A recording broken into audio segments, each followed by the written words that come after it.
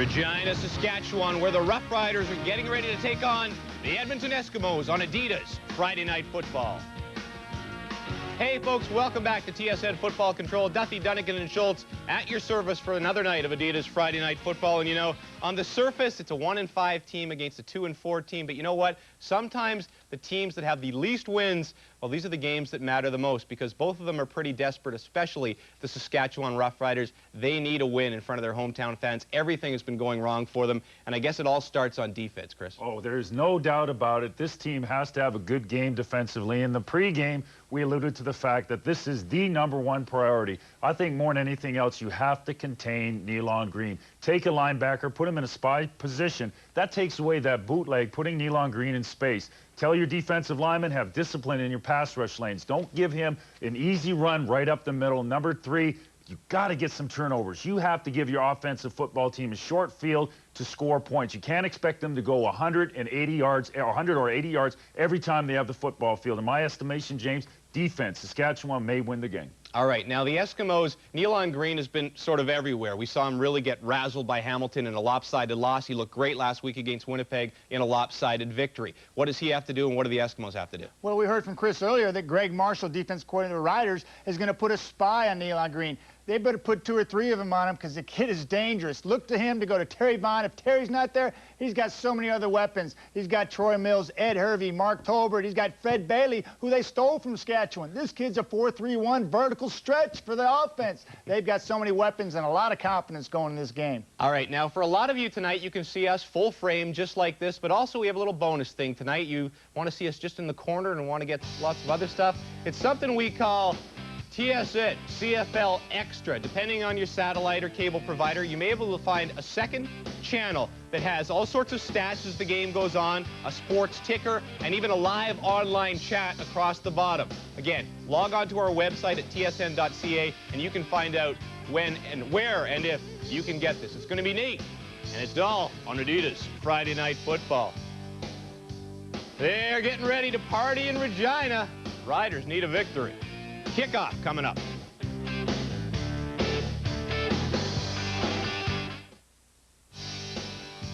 Guaranteed win night for the Argos in Toronto, and, well, maybe guaranteed tie night. 2020, the Argos have come back to tie the Alouettes. Alouettes looking to go to 6-1. Argos looking for their 4th win of the year, under 7 minutes left. Adidas Friday Night Football is brought to you by Adidas. Long live sport. Castrol GTX, drive hard. And by Molson Canadian. Here's where we get Canadian. It's a warm August night at Taylor Field where the fans are already a little steamed at the home team after a 1-5 start. Tonight, a little hope in the showdown with Edmonton. A win ties the Riders and the Eskimos for 3rd in the West. Here's the outlook for tonight from the Weather Network. A sticky 23 degrees, winds southeast at 10K, and the track will be fast at Taylor Field tonight. Edmonton head coach Don Matthews was no worse than even in his days in Saskatchewan from 91 to 93. Matthews was 24-24 when he coached Glenn Sutter with the Riders. He went on to more success and won 3 Grey Cups after he left. John, that was a long time ago. He's put a lot of wins together since then. Cal Murphy is 3 wins away from 100, but they're not easy to come by this year. The Riders have just won in 6 tries. This is definitely a must-win situation for the Saskatchewan Roughriders. Eskimos on a bit of a roll and have Matt Kellett to do all the kicking tonight. John Baker has been put on the practice roster, so it's all up to Kellett. Field goals, punting, and kickoffs tonight. Deep for Saskatchewan to get things underway. Kennedy Nikiasen and Mike Saunders standing back near the 15-yard line. Underway at Taylor Field. Nikiasen found a little seam. Good return brewing for Saskatchewan. The kind of a start the Roughriders really need. Tonight's starting lineups brought to you by Midas Car Care, the way it should be. Steve Sarkisian makes his fourth start for Saskatchewan, and while he completes 63% of his passes, he has fired too many costly interceptions, 8 in total. Well, he's got good field position to start this game. A big return, exactly what the Riders need to get some momentum early and give Sarkisian some field position to work with. 32 yards on the return, setting Saskatchewan up at the 50-yard line. Mike Saunders off the right side, and he drags a couple of Eskimos with him. Sarkisian's top receiver is Eric Gilliford. Mike Saunders is the run threat, and he needs to have a big night for Saskatchewan to succeed here this evening. And up front, James Monroe gets his second start at center. He played there last year and just joined the team 3 weeks ago.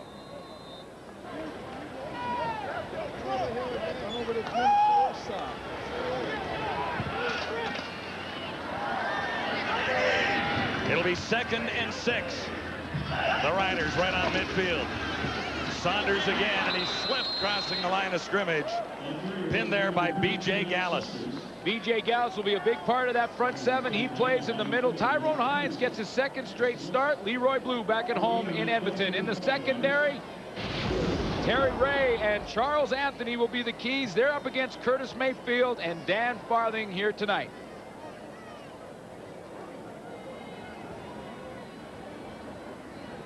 On third down, not quite what the Roughriders were looking for, but McCallum is in. They did get a good return and will pin the Eskimos deep if they can cover on the punt. That's easier said than done when number 2's back there. A boomer by McCallum, bouncing out of the 1-yard line. Absolutely perfect. The 1-inch line, John. He nailed it. Look at that. Half a foot from the goal line, put it out of bounds. That'll go to the 1-yard line. A 53-yarder for Paul McCallum. And a couple of good things early for the Saskatchewan Roughriders. One, they get the big return. Yes, they don't convert it, but now they have the field position advantage. Rookie Nealon Green gets his 7th start and gets more confident every game with the Eskimos. Last week, he fired 3 touchdown passes against Winnipeg and now leads the CFL with 10 TDs. And was a nightmare against the Saskatchewan Roughriders. As a runner. In week 2 as a runner. It's up to the Rider defense right now to try and keep this crowd involved. Green from his end zone. Looking for Herbie. Couldn't make the catch. Got one hand on it. Tight coverage by Curtis Gallick. And here's the Eskimo offense. Green will look toward the CFL's #1 receiver, Terry Vaughn, and welcome Troy Mills back in the backfield. Up front, the tackles are Bruce Beaton and Chris Green, who hasn't missed a game since he started in the CFL. Troy Mills back in the lineup after a rib injury, kept him out for 5 weeks. He hurt his ribs in the first game of the season, and they'll look to him to carry the load and take some of the pressure running the football off of Nealon Green. 2nd and 10. The Eskimos inside their 1-yard line. Green has to put it up. Now looks to escape. Fired under the cover, and it's picked off. First interception of the season for the Saskatchewan Roughriders. Curtis Gallick has it. First down, Roughriders. They've been looking for this all year long. The secondary in Saskatchewan in 6 games had 0 interceptions. Curtis Gallick is going to go with the flow. He gets a start at free safety and breaks on the football. Nealon Green throws that one against his body, can't get enough on it. And Curtis Gallick breaks the donut for interceptions for this team. Terry Vaughn waving his arms. Gallick sees him and comes up with a huge play. So the Riders are set up inside the 20. Sarkisian goes for it all. Don Narcisse was the target, and it was a little off the mark. Anthony Fogel was covering on the play. Well, I like what they did with Don Narcisse. Because of the 20-yard end zones in the CFL, you can go deep when you're on the 20-yard line, and Don Narcisse goes deep. But Curtis Gallick has given this team a huge lift. Number one, it takes a tremendous amount of pressure off the secondary because they hadn't had an interception, and everyone in this city was talking about it. And it also gives their team a chance for some points early in this game, and they need a quick start. Here it is, 2nd and 10 at the Eskimo 18. Sarkisian gets the heat, and he won't get it away. Wrapped up quickly by Justin Ring. Ring over from the Hamilton Tiger Cats as a free agent and gets a chance to play tonight in the starter's role. Well, he's up at the top of your screen. You got to block him. He's blocking down a double team on Robert Brown, and Justin Ring came off the edge. Steve Sarkisian really had no chance to get out of there, and I think he did the wise thing by hanging on to the football. He's in field goal range. Come away with 3 points. He's got to line up and hold it now. Yeah, play it safe right now because you had the opportunity to score. So take the 3. Eat the ball, and here's McCallum, good on 7 of 8 so far in 99. He's now put the Roughriders on the board. Riders really needed a good start. They'd rather have had the 7, but they'll settle for 3.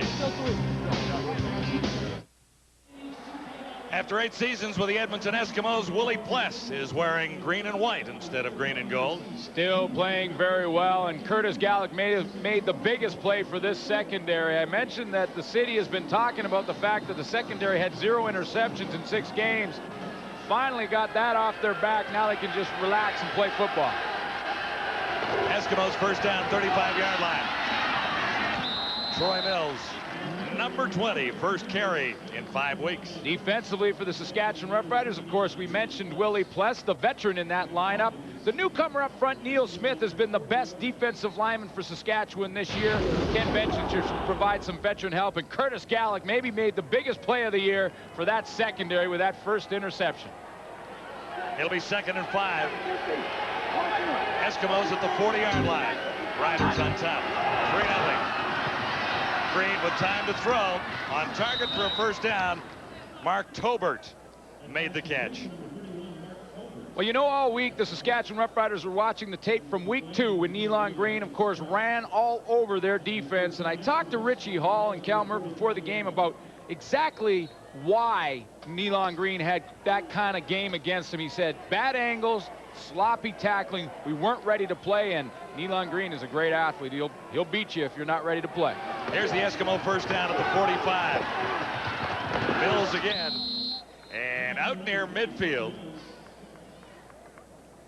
Mills was out for 5 weeks with cracked ribs, and we talked about him a little bit earlier, but he should really help Nealon Green with a run game for the Eskimos. They weren't all that effective with it without Mills in the lineup. Well, no, they weren't. In fact, they were playing with 2 fullbacks, Sean Millington and Scott Dybert, in the backfield, and you really need a tailback. When you're relying on your quarterback, Nealon Green, to do all the running for you, you're taking a gamble that you may get him hurt. Good fake to Mills. Green tries to take off, and he'll have the first down. Diving under a pile right at midfield. Ken Benson there to pin him. Ken Benson did a nice job of not buying on a fake. He didn't bite. He's going to be at the top of your screen. Nealon Green goes for the fake to Troy Mills, tries to get the corner, and Ken Benson, number 37, the veteran, stays high. He's right up at the top of your screen, stays high on Nealon Green, doesn't allow him to get outside. Now, Green picks up the first down, but if he gets outside of Ken Benson, he's still running. Eskimo drive continues. Now at the Rider 53. Green fakes it to Mills again. Almost picked out. Good opportunity for Todd McMillan. The target was Tobert. Maybe it's one of those nights. The Eskimos weren't really close to interceptions for the first 6 weeks. Well, you know, part of interceptions when we talk about this secondary is you got to get pressure up front from your front four. If you're going to get some pressure on Nealon Green, the chances for interceptions are going to be there for you, and they're going to get a little pressure up front, that time by Arkel Trula. Eskimos are 2nd and 10. Green has time. Now looks to escape. He'll have yards, and he'll be short of the first down out around the 45. Pinned there by Michael Lawson. John, part of the Saskatchewan strategy defensively against this team will be to pay an awful lot of attention to number 3. Terry Vaughn, of course, had the big week against Saskatchewan. Look at that, 3 defenders around number 3. No way Terry Vaughn is getting open in that play. And you know Saskatchewan's going to pay extra attention to him after his big night last week versus Winnipeg, and of course the big game in week 2 where he had 3 touchdowns versus Saskatchewan. Set a team record. for receiving yards, caught 10, a couple of touchdowns, and over 250. Eskimos into a punting situation, but they gain a little field position back. And Kellett sails this one into the end zone. Mayfield settles for a single point back there. A little something to be happier about in Saskatchewan on Adidas Friday Night Football. Cal Murphy in charge of all things football in Saskatchewan these days. Here's what he has to do to win tonight. Well, I think, first of all, they can't give the ball away, and they can't give the game away. Sarkisian's last 7 touchdown passes, 3 of them went to the wrong team. Check mark here on 2. Make the big play on D. Well, they got 1 right now in the interception column in 6 games from Curtis Gallick, and they have to win in the 4th quarter. They are getting beat up in the 4th, 60-15. You win the 4th quarter, you usually win the football game. Riders begin at the 35 after giving up the single. Saunders has about 4. And speaking of keys for Saskatchewan, well, one that you could always write down as a key for them to win is having Mike Saunders run the football. You know, talked about with Mike Saunders before the game about what he feels is a lack of production this year. And last year, he was about the same. He feels like he should be running the football more, and a lot of times running backs will always say that. Last week he had 12 carries for 46 yards, so that's well below par. He averages 4.9 yards a carry. Picked up 4, 2nd and 6. Nice play action fake. Sarkisian on the roll. Won't get away. Slowed down on the far side and couldn't regain his balance. So it's quickly 2 and out for the Riders.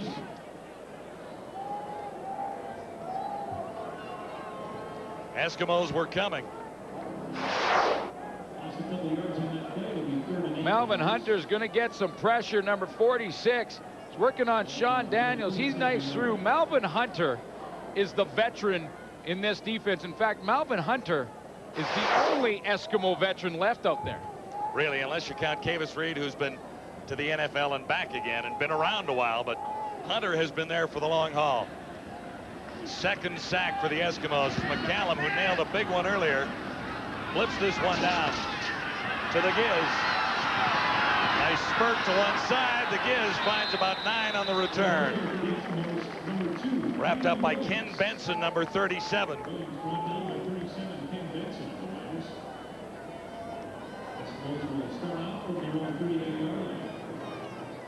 "18 years as a head coach in Canadian football, 4 Grey Cups, including 3 in a row right after he left Suter and the Saskatchewan Roughriders." 17 of those 18 years, Don Matthews has been in the playoffs.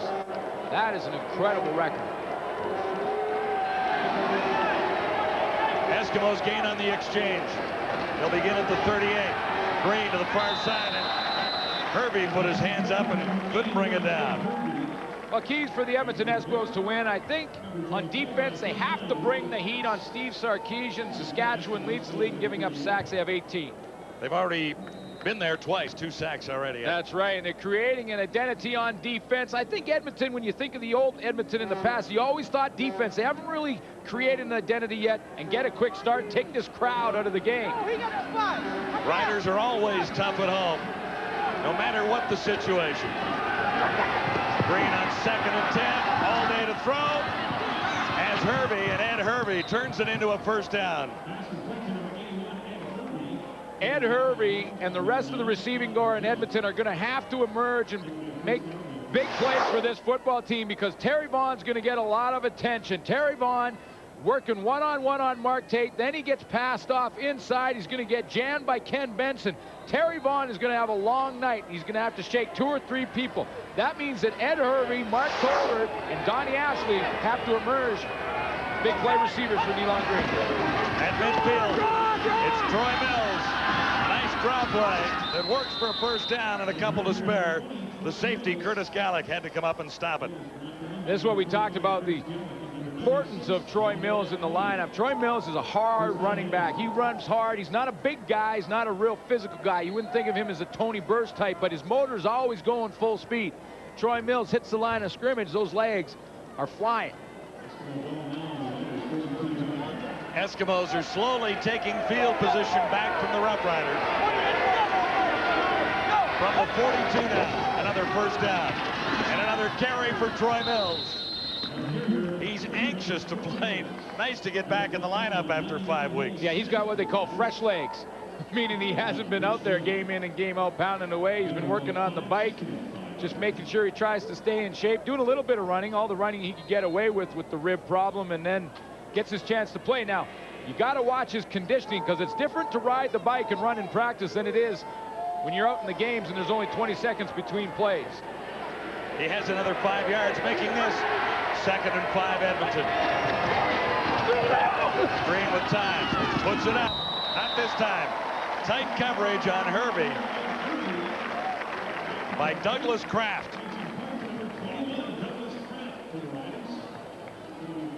Doug Kraft didn't have a very good game a couple weeks ago against the Hamilton Tiger Cats in a blowout out there in Hamilton. And Doug Kraft since then took his game to a new level. When I talk about that, I'm talking about in the practice field, in the meeting room. He is a professional. He came into the meeting after the Hamilton game here in Saskatchewan and said, I was the reason we lost. He took a lot of responsibility for a lot of the plays Hamilton made, and he has made himself a better football player since then. Matt Kellett goes for the lead here. Dan Crowley spotting the ball at the 43 for Edmonton. Kellett good on 4 of 5, hitting on 80% earlier in the season. And he's got one more here as the Eskimos jump out in front of the Saskatchewan Roughriders. It's close as close can be on Adidas Friday Night Football. Edmonton 4, Saskatchewan 3.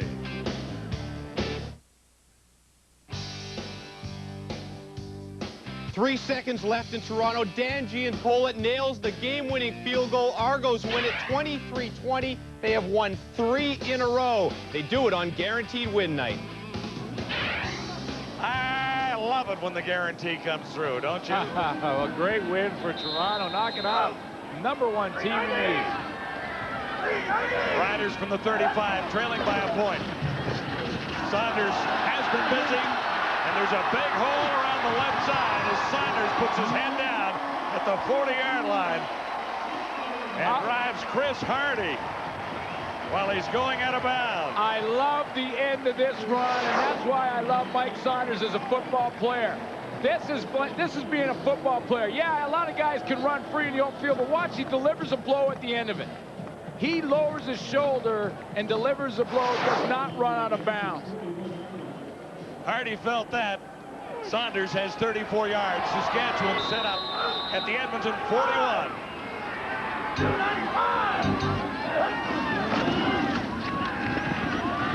Not this time.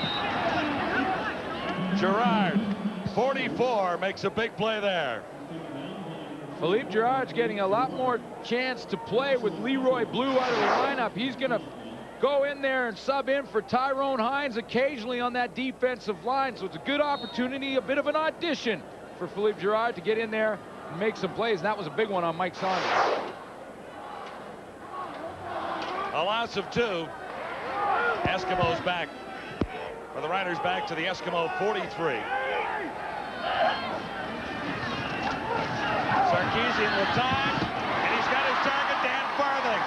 First down inside the 25. They've got to go to Farthing more. This guy makes the catches when it's really important. Absolutely, I couldn't agree more. Dan Farthing has got to become involved in this offense. Just 13 catches on the season. 1 touchdown, but it was a huge touchdown against the Toronto Argonauts when they beat Toronto here in Taylor Field. But Dan Farthing is a very smart receiver and can help out a young quarterback reading coverages. Farthing picks up 19. Riders now at the 23. Open far side, it's Mayfield. Slip trying to make the turn. Yeah, when you look to the other side, the other slot back opposite of Dan Farthing, that's when you look to Curtis Mayfield. And while Dan Farthing should be the possession receiver for the Saskatchewan offense, Curtis Mayfield has to be the deep threat. He has to get him behind coverage, stretch that coverage so guys like Don Narcisse and Dan Farthing can work underneath. Had a pretty good week last week, 5 for 134 and a couple of TDs, but he needs a wake-up call every once in a while. Well, he's streaky at times, but when he's on, he's really on. 7 yards the game. This is 2nd and 3. Saunders one more time Tyrone Hines made the tackle, but the O-line did a great job opening things up for Mike Saunders there. Well, they're mixing it up, too. You saw Saunders go outside, and then now he's going to cut it back inside. Gets a pretty good lead block at the point of attack by Gene Mikowski. That opened it up, and he just took off in the middle for the first down. It's good to mix it up where you're attacking the Edmonton defense. And right now, they're guessing a little bit as to where Saunders is going to hit it. First and goal to go. Riders at the Eskimos 6. It was hit immediately and bounced off for a yard. Well, that time they guessed right. Robert Brown slowed him down enough for the tackle to be made. Robert Brown, been in the Edmonton organization for a couple of years out of southern Mississippi, and Robert Brown is a consistent ball player. One of those guys that you know what you're going to get game in and game out from him. Sometimes not as flashy as the Melvin Hunters or the guys that come off the edge, or even Doug Peterson for that matter, but he's consistent. This has been a terrific drive, beginning back at the 35. Key play here, Sarkisian. Can't find anyone open, and he's down again. At the 10-yard line, it's Tyrone Hines. Looks like had a fumble return for 39 yards a couple of weeks ago for his first CFL TD. Looked like some confusion to the left side of the formation. Curtis Mayfield and Eric Gulliford. See Gulliford to the right of your screen. He's going out, but Curtis Mayfield ends up very close to him. Offensive pass patterns are designed to spread the field so that you have to cover the whole field, and I think they had a miscommunication, Mayfield and Gulliford really in the same area. Riders had a glorious opportunity for a touchdown and settled for one more from Paul McCallum. But the drive was impressive. McCallum is 2 for 2. And the Riders are back on top, although it's a narrow advantage of 2 points. Well, Cal Murphy talking to a gentleman right beside him that is a familiar face and one that has had a lot of controversy swirling around him, and that's Reggie Slack. Slack is back in town. He arrived late this afternoon after taking in a program. He was down in Toronto and went through some kind of a drug treatment program. It's not known when he'll be back in the lineup, but it sounds almost certain now that he will be one of these days. On first down, it's Mills again for a couple. Yeah, and you got to commend the Saskatchewan organization for the way they've treated this situation, because Reggie Slack is back in town. He got in town today. His rehab went very well, and the Saskatchewan organization is going to give him another chance to play. They feel that their best chance to win could be with him, or at least with both Steve Sarkisian and Reggie Slack in the lineup. They will give him another chance, but they're going to watch him very, very closely. Second down and 9. Elon Green looks to put it up. He escaped from Benson, throwing on the run, and Hervey makes the catch for a first down. Hervey has been the go-to guy so far tonight. We haven't seen Terry Vaughn involved so far. Yeah, he's had to, because Terry Vaughn's been double and triple covered so far tonight, but Elon Green did what coaches can't coach. Elon Green broke an assignment by his athletic abilities. See, Ken Benson did everything that he was told to do. He was upfield, on the upfield shoulder, was where he was supposed to be, but Elon Green, the athlete, just beat him, and coaches can't do anything about that. Doesn't matter how well you draw it up on the board. If your guy beats our guy, you got to give one to that team. Eskimos up to the 45. Green pumps once and looks deep. Almost intercepted by Mark Tate. One interception for the Riders tonight, and there's been a chance for 2 more after going donut for the season through 6 games. Yeah, but one concern that the Saskatchewan defense should have is that they can't give Elon Green this much time. Mark Tate's going to be in position, but Green has time to pump to his left, stand there, and then throw back to his right.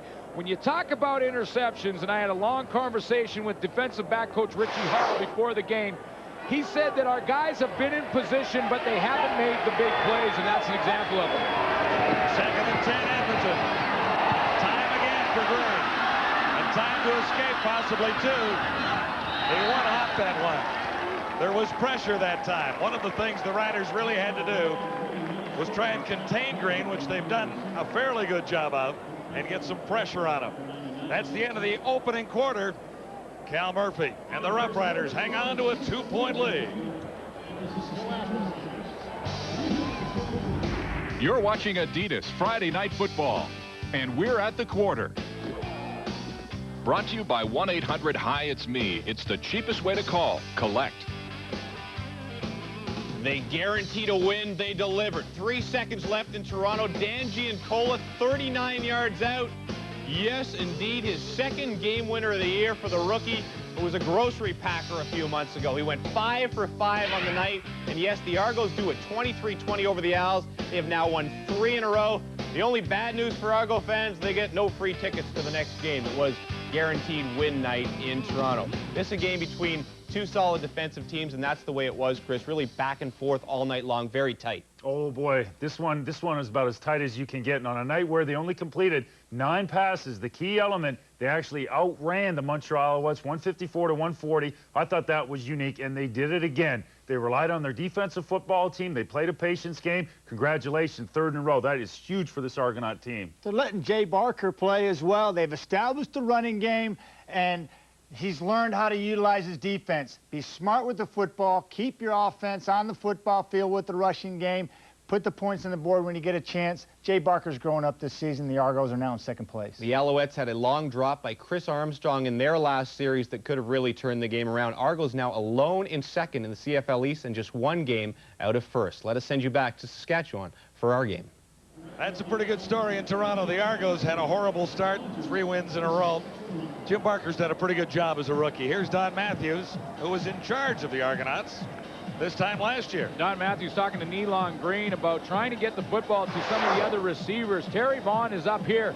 He's going to get some special attention. We've talked about this now. Even when Saskatchewan's going to drop in zone, watch Glenn Rogers Jr. He's going to make his jam, then he's going to get off his jam and look to the quarterback.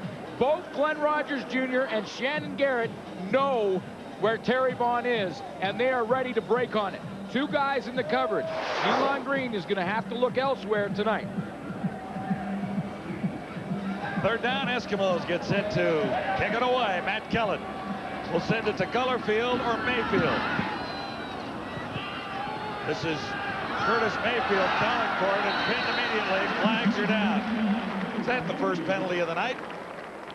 I think so, and it's a good call. Obviously, Curtis Mayfield made the big play by just catching it. Sometimes that can be a big play in itself. You don't need the return as long as you hustle up under that football and don't let it hit the ground, because footballs are not really round. No, they've kind of got a different shape. No yards. Yeah. Edmonton, number 17. 1st down. That thing hits the ground. It can bounce anywhere, and it's great to return them and catch them in the air. Here are the numbers as we see it, brought to you by Castrol GTX. Drive hard after 1 quarter at Taylor Field. Fairly even in just about every category we've checked out so far. Yeah, and I think one of the most important ones is no turnovers from the Saskatchewan Roughriders. We talked about them not giving the game away, and so far they haven't done that. Sarkisian, a shovel pass. That was dangerous. Malvin Hunter got 1 hand on it. Marker down, far side. May have been an after-the-fact penalty. Malvin Hunter read that play. Of course, it's a pass. It's not a fumble because underhand or overhand, as long as it's forward.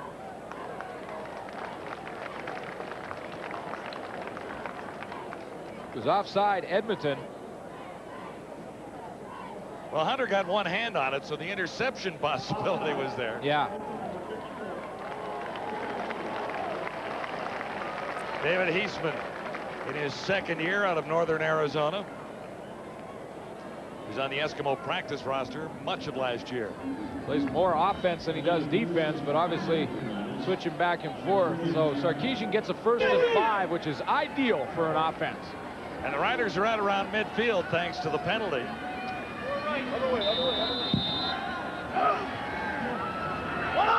Saskatchewan at the 49. Saunders has played well, and that should be another 1st down. He needed 5, and he's very close behind Fairbrother and O'Day. Cal Murphy has got an interesting formation on offense. He's really lining up his fullbacks up on the line of scrimmage and going with 3 receivers on first down. Get a little more weight and size in there to help out with run blocking, get Mike Saunders some yardage. And he's had some success already tonight.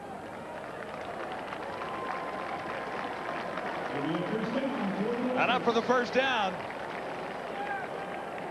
Well, There's a long way to go, but you have to, if you're looking at Cal Murphy or looking at it through his eyes, be breathing a sigh of relief that you get off to this kind of a positive start. No question about it. That's get the fans involved, get some momentum. On first down, Sarkisian right on target. Curtis Mayfield. Another Saskatchewan first down. Well, you know, Curtis Mayfield looks like he came to play tonight. He made a couple of catches for Steve Sarkisian already, and I think the one that really sold it for me that he is mentally ready to play this game is when he ran up underneath that punt and caught it in the air with a lot of traffic around him. See, his speed pushes off Terry Ray. Terry Ray has to respect that speed, and that gave him some room. First down, Saskatchewan. Sarkisian had time, and he's down again. Wrapped up by Tyrone Hines, his second sack of the ball game, and the third by the Eskimos. So they're getting to Sarkisian, make that 4 by Edmonton already. And Hines is hot. We talked about Edmonton getting pressure on Steve Sarkisian. You know he's going to hold the ball a little bit longer. When you're a new quarterback, the young quarterback, those reads take that split second longer. And Tyrone Hines getting a chance to play with Leroy Blue back at home. Well, Sarkisian has taken his lumps tonight, but he hasn't given away the football. Second and 18. Riders at the 49. Heats on again. Sarkisian had his arm hit as he tried to fire. Doug Peterson, 94, coming through. Peterson has had a tough season since joining the Edmonton Eskimos. Well, look at this. Another blitz situation for the Edmonton Eskimos. Everyone sneaking up to the line of scrimmage, and then they take off. That's a 7-man, 6-man rush on 5 blockers. Can't do it. Doug Peterson's right in there, and then you got one-on-one coverage. Downfield, Terry Ray gets beat initially, but catches up. That's the game outside of the game. The receivers and DBs in the fist fight down the field. It's the one you don't often see, but that goes on every single game. Henry Williams is deep on third down, Saskatchewan. McCallum near his own 50. Low snap. He digs it out and nails another big one. No play for the Giz. McCallum put one out on the 1-foot line in the first quarter. This one isn't bad either. No return at all on Adidas Friday Night Football. Adidas Friday Night Football is brought to you in part by AT&T Canada, the network the world works on. Terry Vaughn, the Eskimos' go-to guy in 1999, had a wonderful week in Winnipeg. 10 catches, 275 yards, 2 TDs. He's been shut out here tonight. And what record? Who held the record previous? Well, it was an Eskimo team record held by Brian Kelly. Nealon Green takes out on first down. Yeah, Ken Benson got him. Brian Kelly held the record before Terry Vaughn took it last week versus Winnipeg. Winnipeg last week decided to blitz Nealon Green, and Green finally learned how to read it. He found Terry Vaughn open a few times on Don Robinson, and Don Robinson, because of that game Terry Vaughn had, is now unemployed. Bombers made that decision shortly after the ball game. Second and just a little bit needed here for Troy Mills. He'll have the Eskimo first down. You know, and when you think about this game and the pressure that is on these football players, Don Robinson out of a job because of one night. And Don Robinson wasn't playing bad going into that game. Terry Vaughn has a record-breaking night against him, a lot of one-on-one matchups, and Don Robinson is looking for work. And that's the pressure that these guys play with. One game, you look that bad, you're out of a job. Well, Vaughn will not be shut out here tonight by the Riders, but they've done a pretty good job covering him thus far. Green, a nice little fake. And he has Ashley, number 87. Now the ball squirts loose. Kraft heads to the end zone. Douglas Kraft.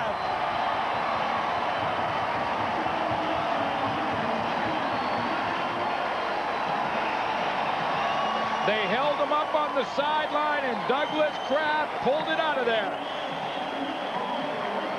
Ashley made the catch, then lost it, and Kraft takes it all the way for the Saskatchewan touchdown. And good for Douglas Kraft. That just proves one thing. There's Douglas Kraft working at that football. Finally, before Ashley goes down, Kraft has it. And that proves one thing, that hard work, dedication will pay off for you, because Douglas Kraft over the last 3 weeks has committed himself to becoming a better football player, and it paid off with that big play for his team in this game. A 32-yard touchdown for Douglas Kraft.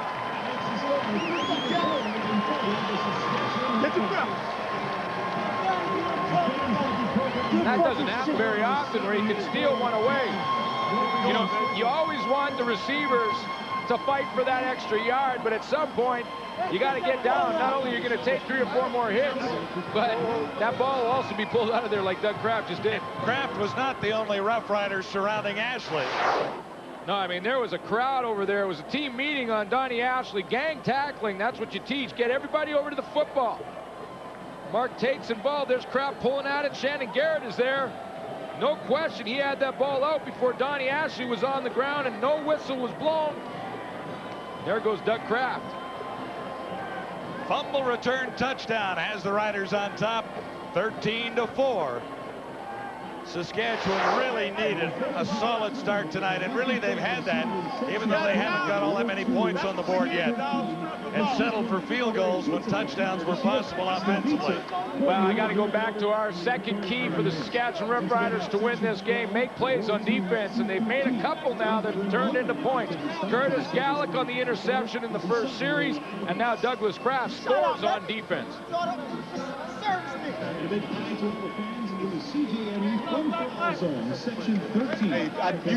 did because you held them up. So Ashley drops back now with Fred Bailey, an ex-Saskatchewan Roughrider, for the kickoff.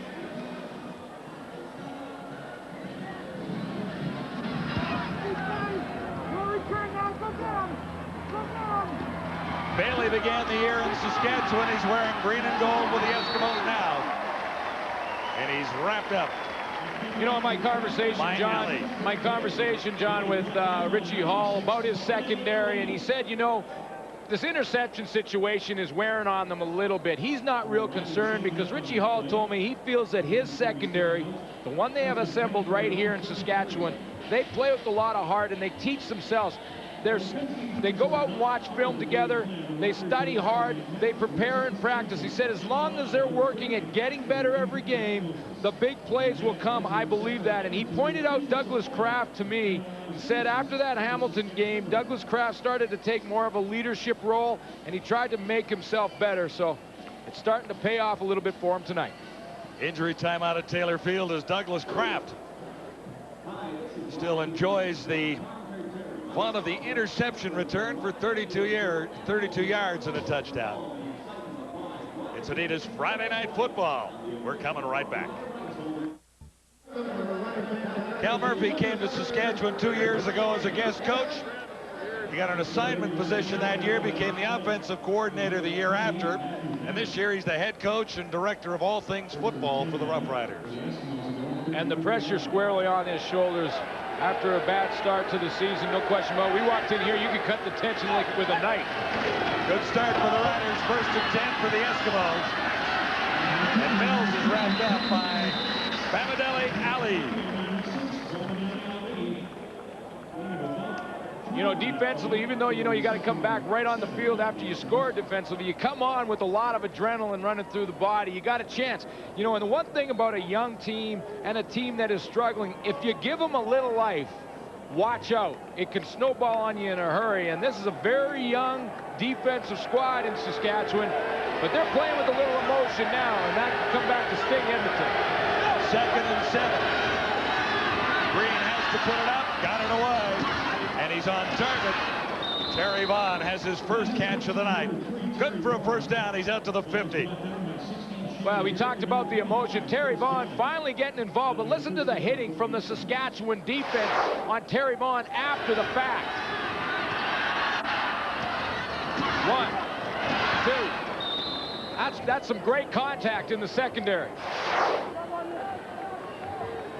Out to the 50. The Eskimos roll on. 8:51 till halftime. Saskatchewan on top by 9. Troy Mills. And the Riders read it well again. Michael Lawson, 93, was there. Michael Lawson back in the lineup for a couple games now. Michael Lawson is important in the middle because he's got more weight than they had early in the season. Early in the season, they went with Rich Young, who's a little bit smaller up there. He really didn't get it done at the nose tackle, but Michael Lawson at 275 has a little more weight in the rear end. Passing down here for Green and the Eskimos. 2nd and 9. Shotgun back in a hurry. He missed Mills, who was open.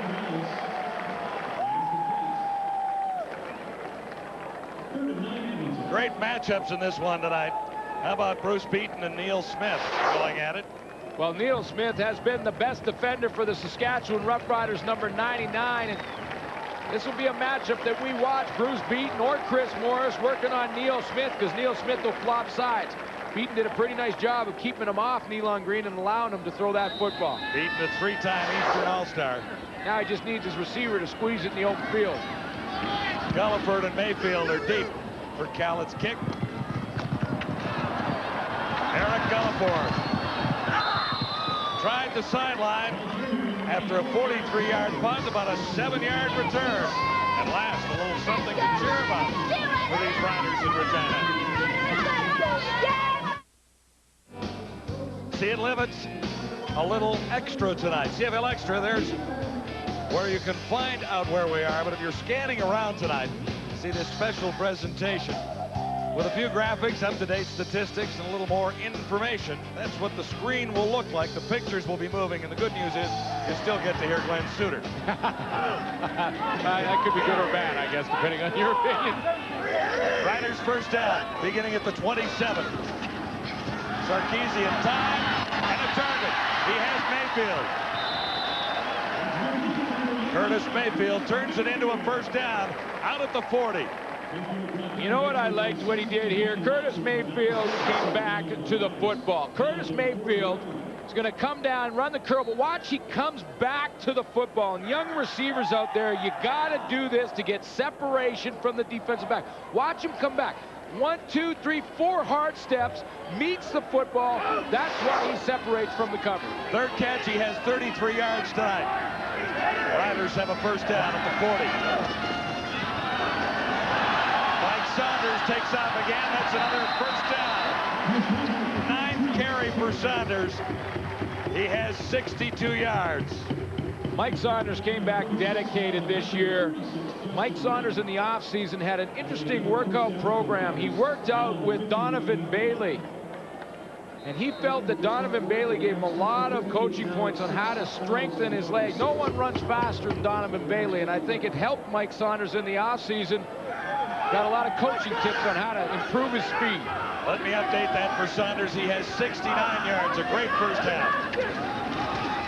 Sarkisian on first down, puts it up. Narcisse has the catch, and the streak continues for Don Narcisse, the all-time receptions leader with 903 now. He hasn't missed a game, making a catch since 1988. Throw some to Narco. That's Don Narcisse's nickname, Narco, and he comes back to this football, catches the curl. Don Narcisse has been under a little bit of heat here in Regina. A lot of people saying with just 20 catches coming into this game, wasn't enough production, and maybe he was finished. Well, I remember back in 1997 reading the same kind of article. Narcisse went on to a great year, and of course had a big one last year when he was an all-star. 8 1,000-yard seasons for Don Narcisse, and a first down there. Here's the pressure, picked out. He should have held on. Peterson can go all the way if he's got the steam and the stamina. Doug Peterson down to the 5. He has the touchdown. The error, almost unforgivable. 60 yards on the return. A dumb play by Steve Sarkisian. And this is what we talked about. The biggest concern for this coaching staff was the decision process for Steve Sarkisian. Don't give the ball game away. You're in positive territory. Hang on to the ball, take the loss if you have to. We'll punt it, we're fine. This is the type of thing that takes the wind out of your sails, gives the momentum back to the Edmonton Eskimos, and he's done it in a couple games now. Throws it right to Doug Peterson. Bad decision by Steve Sarkisian. You can't say it any other way. Well, when you put it in his hands, too, I mean, technically, if somebody has to make a great play to make the interception, it's a little more excusable, I suppose, but in reality, he put it right into Peterson's hands. He is not a pass catcher, and all he had to do was rumble 60 yards for the touchdown. There's a horrible stat on Sarkisian as a result of that touchdown. Of the last 8 touchdown passes thrown by Sarkisian, 4 have gone to the other team. Yeah, and I mean, that's the thing that just takes the whole life out of your football team and hands it over to the opposition. Doug Peterson now has the momentum all on their side with that 60-yard return, and really was just standing there and said, thank you very much for the present to Steve Sarkisian. Now, the important thing to Sarkisian is to shake it off. He is right in here, Doug Peterson. He is going to just get some trouble at the line of scrimmage. Really can't get downfield too far, and no way that ball should have been thrown. Sarkisian takes the loss. They punt the football. There's no damage. I just think that's horrible. I really do. Well, Steve Sarkisian now has to come back from this. I mean, in the past couple of games, when he's thrown an interception for a touchdown, it snowballed on him in a hurry, and all of a sudden they were at the bottom end of a real lopsided score. This is where the adversity, and this is where you learn as a young player in any position. Everybody makes mistakes like that. Now, Sarkisian will probably tell you he's made more than his share, but he's got to let this one go, have a short memory, get back on the saddle, and get back in there. Yeah, remember the avalanche in Hamilton? Yeah. That Sarkisian had the tough night. Ticats put 63 on the board, and a lot came from special teams and defense. Short kick, it's just pooched out near the 40. Not a bad return going here, out across the 50. That was Chris Zarka. You know, they like Steve Sarkisian here, and they like his future, but this is why they want to give Reggie Slack another chance. They feel like with both of them, with Reggie Slack's running ability, if he can control his personal life and his personal problems, come back and contribute with his legs and with a very strong arm, they have a better chance down the long haul. Well, with 2 of them in tandem is what I was starting to say there. Reggie Slack had his problem come to focus after he lost a start to Steve Sarkisian. We watched the game where Slack was ineffective here at Taylor Field. Sarkisian came in and rallied the troops. Yeah. And, you know, the next game, Sarkisian started. Now, there was all kinds of talk about a Slack calf muscle injury and everything like that, but Sarkisian got the job as a result of a slow start by Slack. Well, the whole organization thinks that this is all behind them now and that they can just move forward, forget about this whole start of the season. Now, they still feel very highly about Steve Sarkisian's future, no question about it. A little puzzling, though, because they feel that Steve Sarkisian is a very bright quarterback. He picks up defenses, he learns quickly, and they're a little puzzled as to some of the decisions he makes. Now, granted, when you're a young guy in there in any position, really, you know what? You're trying to make plays, but you can't win ball games on every single play. No, and that's low percentage right there, Glenn. No, you throw that in the dirt, or you just take the loss and you punt the football. And he, you know, he knows that right now. He knew it right after he threw the thing. But the bottom line is, sometimes young guys try to make it on every single play, and it costs them. It hurts them more than it helps them. How about Doug Peterson, who took it back 60 yards for the touchdown? He missed 2 games earlier this season, then played with strep throat last week, lost 20 pounds, and was really out of it for most of the week. Somehow or other, he's bulked up a little bit again, but how he had the strength to go 60 yards there, put on a pretty good turn of speed, actually. And then he gets to line up and do it all over again right now. There he is. Saskatchewan 1st and 10 on a nice return by Zarka at the 50. Mike Saunders has run well, but he only gets 3 there. Now, the worst thing that Steve Sarkisian can do in this situation is get gun shy. He's got to drop back with that football, make his reads and deliver it, and just believe that he's going to do something positive. If he gets gun shy now, it's going to be a long night for Saskatchewan, because you know the Edmonton defense has some momentum after that big play by Doug Peterson. They are going to be coming. They've got that adrenaline on their side now. This is 2nd and 8 Saskatchewan. Riders lead it by 2. He's on. Sarkisian fires. And Narcisse couldn't bring it down. Kavis Reed was covering. Well, when you make a 60-yard interception return from the nose position, you know what you got to do. You got to maybe put 2 guys on and watch Monroe get some help from Jeremy O'Day. Not let Doug Peterson in there at all. They don't want him to intercept any more passes. Don Narcisse has already made it 205 games with a catch. That goes back to 1988 when you think about that. Pretty amazing. 3rd down, McCallum gets behind this one. Off the side of his foot, however. And it's out around the 30. So after sailing a couple and keeping the Eskimos deep, he gives them pretty good field position with this 16-yarder. 100 years of Canadian sport, the 3rd edition. This week we look at tragedy, scandals, and disappointments. It's on Saturday at 10 o'clock Eastern, 7 Pacific. Great series, catch it, because there's a lot of wonderful moments in the past 100 years of Canadian sport. 100 years from now, they do it all over again. Saskatchewan doesn't turn things around in a hurry. They might make that addition in the disappointment category. Mills away from 1, and he's better than halfway to a 1st down. Seems to be running with enthusiasm and authority. We wondered how long he'd have enough stamina to keep going tonight, but he's been used quite frequently. Yeah, Don Matthews had to go through a couple of injury problems in his running back core. Phillips was out for a while. Troy Mills out for 5 games. He'll watch his stamina. 2nd and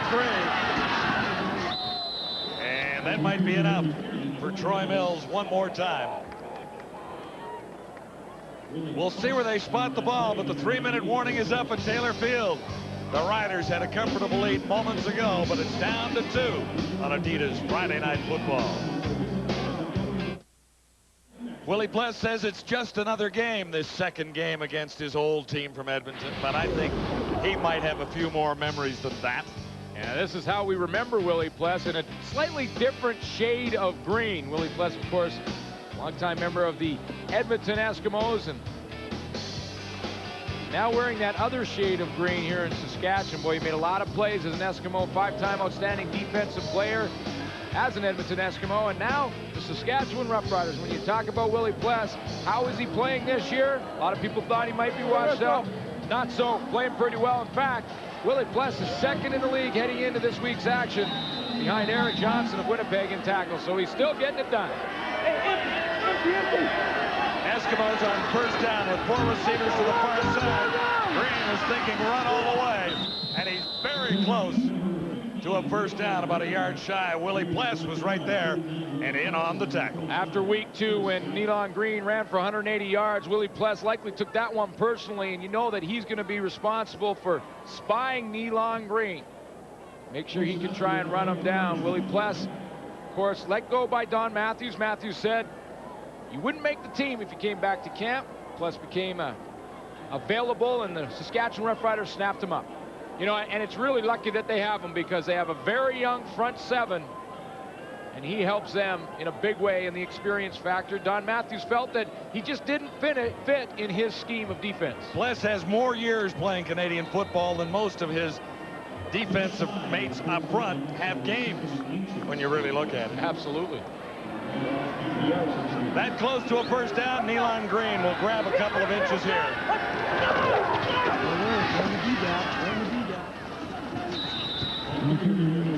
Mills has plenty for the 1st down. You talk about the experience of Willie Pless, and it's, you know, Willie Pless is not a real vocal player, but you look in Willie Pless's eyes in the huddle, and he can calm down some of those young guys. Look at the experience. Ken Benson added to the lineup just for this game has 8 years. But after that, basically all rookies. Arkell Truelock just played 1 game last year, so he's basically a rookie. And boy, you need Bless's veteran help in that 1 second.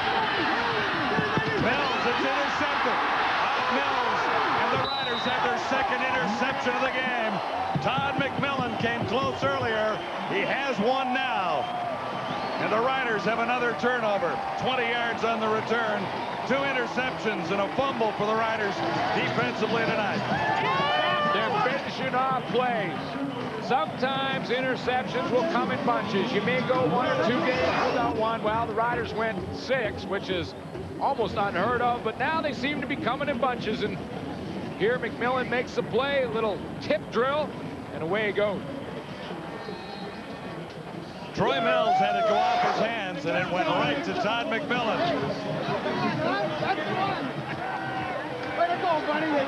Here are the Riders with 2:14 till halftime, set up at the Eskimo 45. And here's Mike Saunders, only about 3 yards. My dog finna do it, baby. What's up, man? It's all love in the hood. You know it. Shout out to down south, baby. Michael Lawson is no shrinking violet, is he? Hey, now, talking about Willie Plus being the quiet one out there, well, we know who the local one is. Michael Lawson. 2nd and 7. 1:54 till halftime. Riders really want to put something on the board here. Open on the far side for Sarkisian, and he won't get to first down territory. No, he didn't, but he's learned something. Held onto the ball. That's right. Didn't put it up in a danger area. Yeah, he learned something already from the Doug Peterson interception. He thought about throwing that football, and he was trying to squeeze it in. I believe it was Sean Daniels down the field. He thought about throwing it. He got out, he got some space. Now here he's thinking about throwing it. You see how he's turning his shoulders? Wisely decides to put it down under his arm and take the loss. That's how you learn. Come back, learn from it. So no points off this turnover, but the Riders with a good kick by McCallum, who's nailed a couple and then messed up the last one. Could pin Edmonton deep and get another chance here. And John, their defense is playing pretty good tonight, Saskatchewan. So this is why that's a great decision by Sarkisian. Your defense is playing pretty well. You got the field position battle won. McCallum right at midfield angles it out. And Henry Williams hasn't had his hands on the football, I don't think. At least not in punting situations tonight. At the half, lots to talk about with James, Chris, and Matthew. Big win for the Argos. Oh, yeah, a couple of ex-Argos there will be pretty excited tonight. You're not allowed to cheer. They're not allowed to cheer anymore for one team or another. They'll try and say it was good for the league. Yeah. And it actually was. Gets the Argos back into things. Well, you're going to get an argument from Montreal on that Absolutely. Couple of rookie head coaches going at it. And it comes down to a last play field goal. That's pretty good football game. Eskimos beginning at the 14. 1:18 to go for Nealon Green till halftime. And he'll take out himself. Tough guy to bring down. He broke at least one before Curtis Gallick got over to make the stop. That's a big play by Curtis Gallick. I mean, Nealon Green takes off running, and in week 2 when he had 180 yards, he did this as well. See, he was running all the way. Now, he got into the secondary a couple of times in that game, but he broke that tackle and took off for another 30. But this time, Curtis Gallick brings him down, and that's the difference between week 2 and so far here tonight. Eskimos out of the 28. Far side of the field and a wide open target. Mark Tobert makes the catch for an Edmonton first down. Mark Tate wrapped him up. Nealon Green showing great poise and patience here, marching all the way out to the 45-yard line from the 14. Well, 4 receivers to one side of the field, and Mark Tolbert is the 4th and farthest away, and he's just going to hide up on the sideline. Everyone else pretty well covered, having to go through those jams to see Mark Tolbert way out there, just hanging around as the fourth relief valve. Green on first down. He's wrapped up and dragged down. Neil Smith has his 7th sack of the season. And the first for the Riders tonight. 18 sacks for Saskatchewan so far in 99. And Neil Smith has more than a third of them. And I talked about Neil Smith to the coaching staff just before the game, and they said this guy is going to be one of the future stars. Arkel Trulock working to the front side. Bruce Beaton took care of him. He kept contained and allowed Neil Smith to get him from the backside. 2nd and 16. Green near side. One hopped it for Tolbert. So Neil Smith really comes up with a big play for Saskatchewan. They may not have an opportunity to get into field goal range, but at least they stopped the Eskimos, who were on a nice little drive that began at the 14. Neil Smith quietly moving up the sack race. Alfred Payton, Joe Mumford, and Jason Richards right there. I mean, when you're up there with Alfred Payton and Joe Mumford, it's pretty good company. And this guy's a rookie. Well, you start to get a name for yourself if you start doing that. Mayfield and Gulliford deep for Saskatchewan. 31 seconds to go until halftime. Entertaining football. The Riders have the lead by 2. Matt Kellett handling all the kicking for the Eskimos tonight. Standing back at his 25. Nice kick. Eric Gulliford is swarmed and dropped to the turf after about a 3-yard gain. Chris Hardy made the tackle after a 51-yard punt.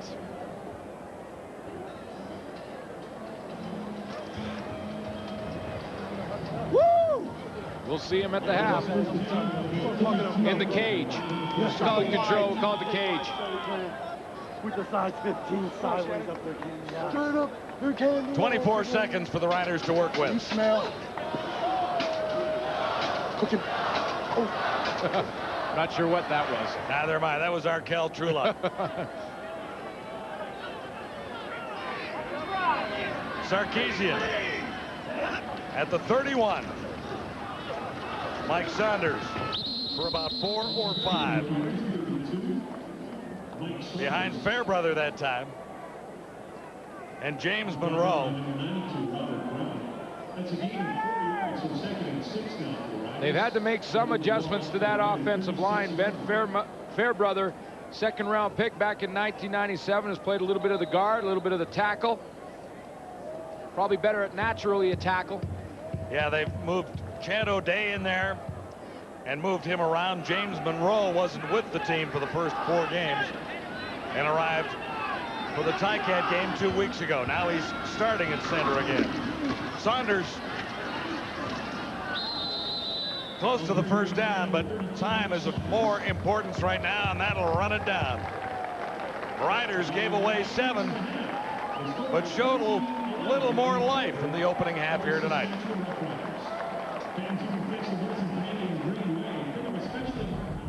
You're watching Adidas Friday Night Football, and we're at the half. Well, like a televangelist short of cash, Chris Schultz went on television earlier tonight and begged and he pleaded for the Saskatchewan Roughriders to get an interception, and they delivered, Chris. Yes, finally. they did, and I'm glad that they did. I'll tell you what, the Saskatchewan Roughriders, more than anything else, they're fighting right now. So let's take a look at these interceptions. First one was really early in the game. You see Neilon Green in space. He's really trying to sprint left, throw right. Hey, Curtis Gallick breaks on the football. Interception number 1. First of the year. Good job, young man. Now, this one's different. 6 riders around the ball. Kraft really rips the ball out. He's on his way down the sidelines. That's the same thing as an interception. They had a 3rd interception by McMillan. Really didn't result in any points, but good for them. That's what makes the difference. But my buddy Matt, I got to ask him, what the heck is happening on the offense? Well, Steve Sarkisian, he's cost the Roughriders with some critical interceptions over the past 2 weeks, and we saw another one in the first half here.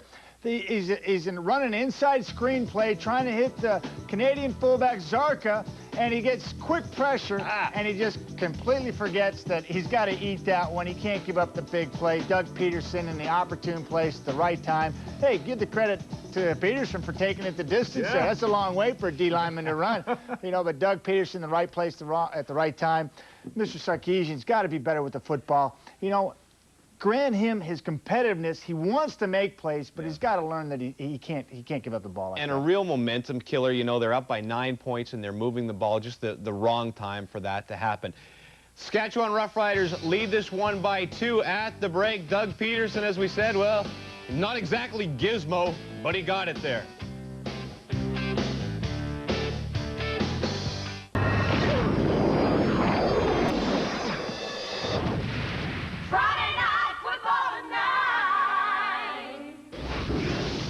Welcome back. Well, Don Matthews has been around long enough to know that when you play a 1-5 team does not necessarily mean a pushover victory, especially in the CFL, especially when a team is as angry and ready for a victory as Saskatchewan is. Our Ray Morrison spoke with the Eskimos head coach.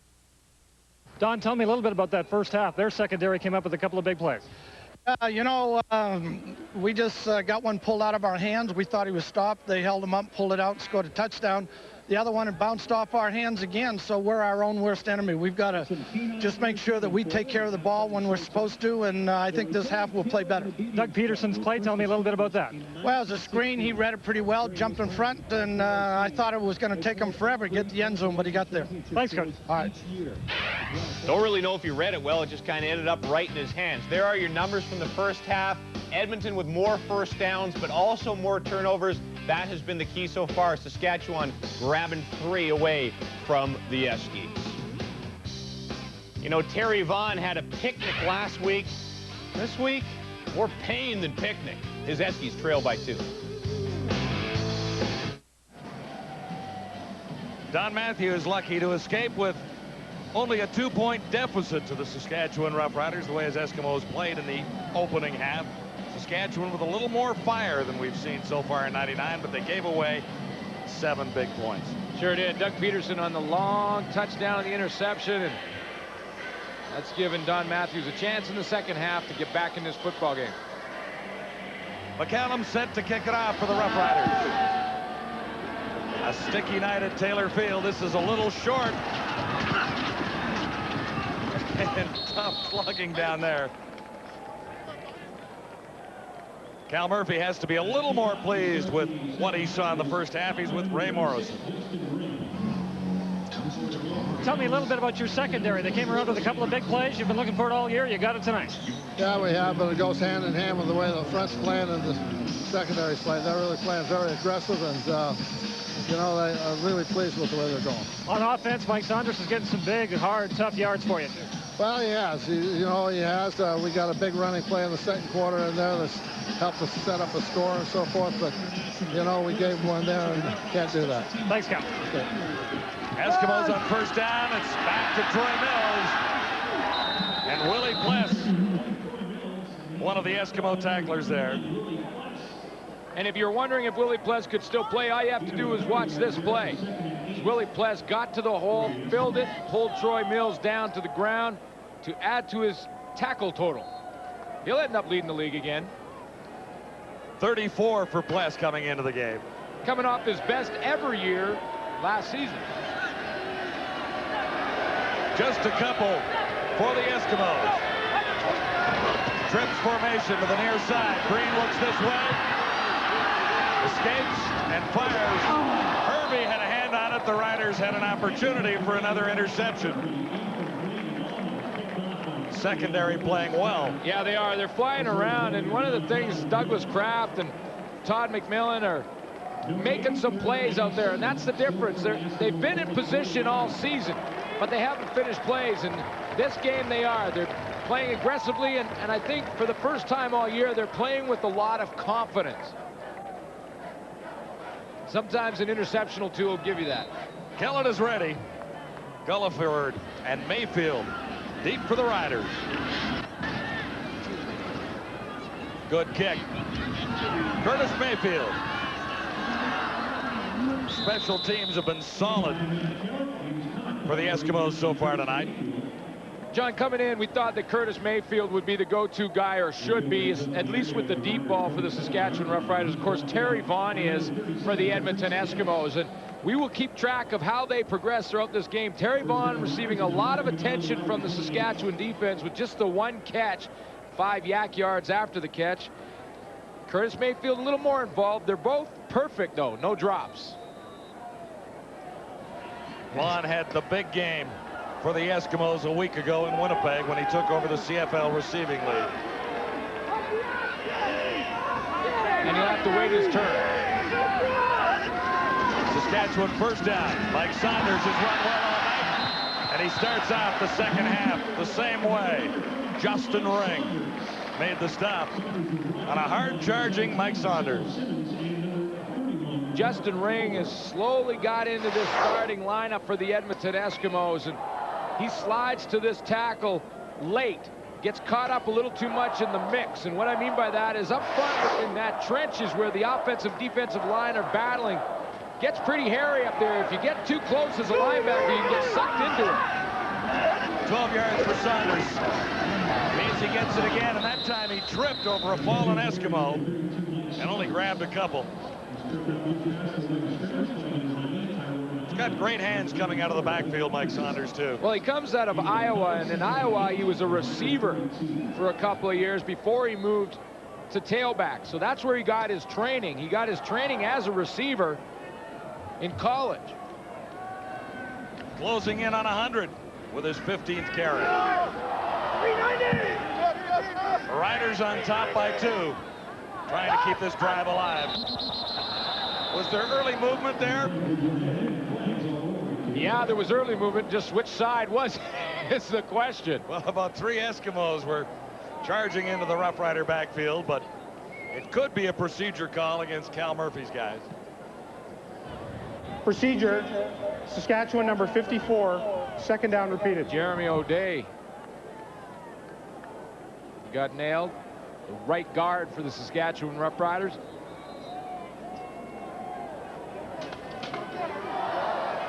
This is decision time right now for Steve Sarkisian. He's got second and long. He's got to put it up pretty well. Got to put it up, but you can't force it.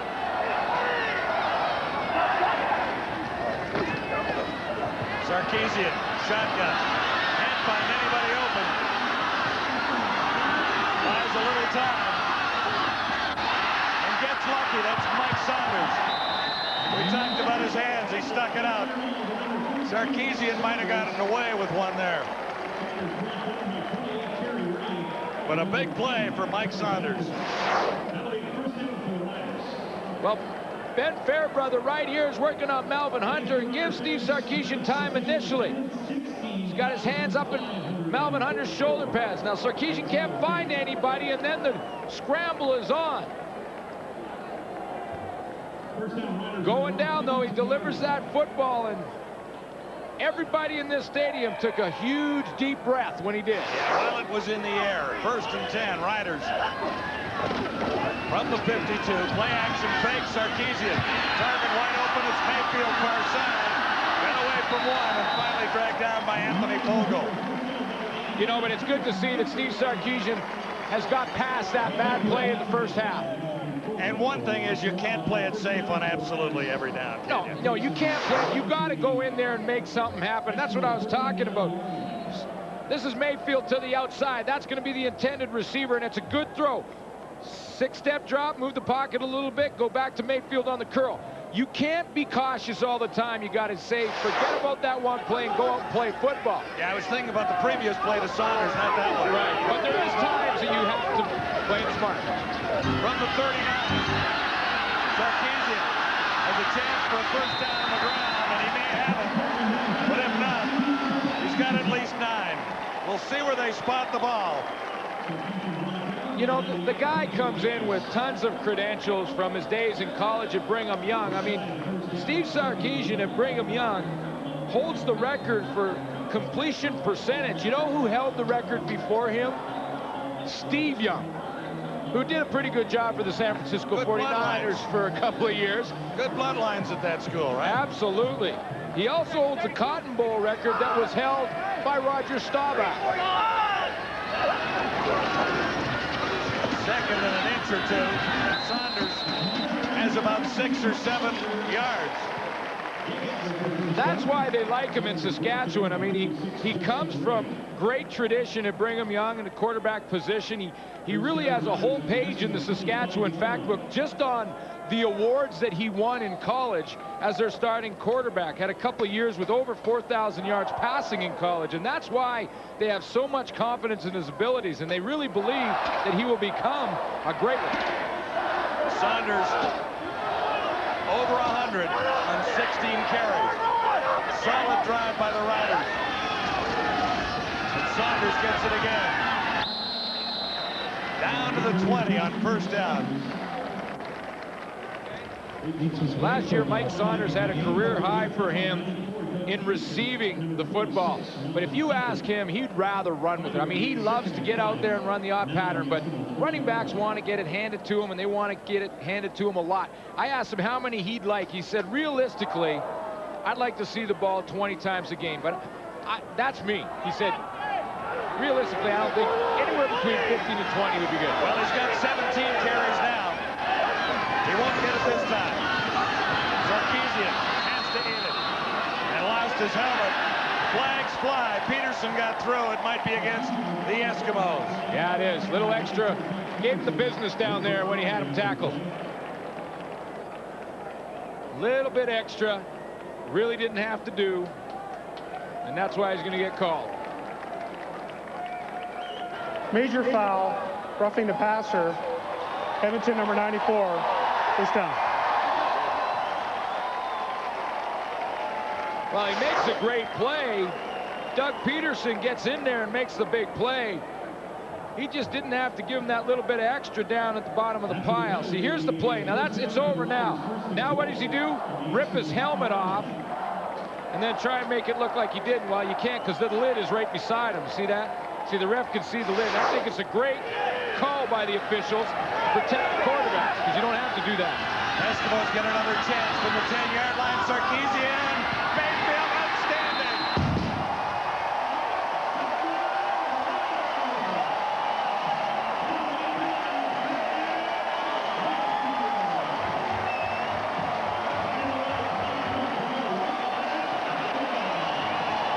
We said he had to be the go-to guy.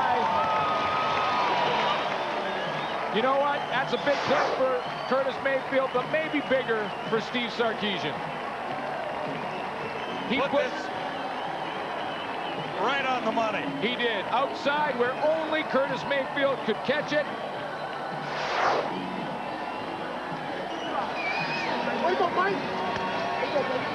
Thinking back to the pass I was wondering about to Mike Saunders that he threw into heavy coverage, and I questioned it. They missed it.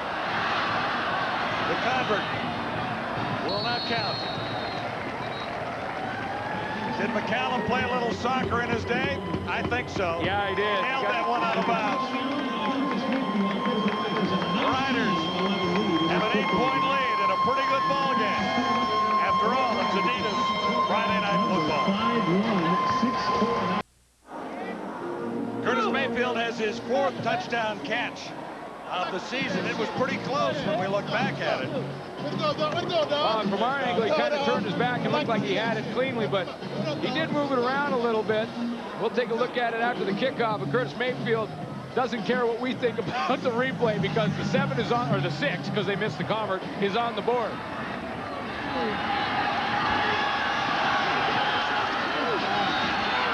Ashley on the return. And the Roughriders had him pretty well cornered. There was nowhere to go.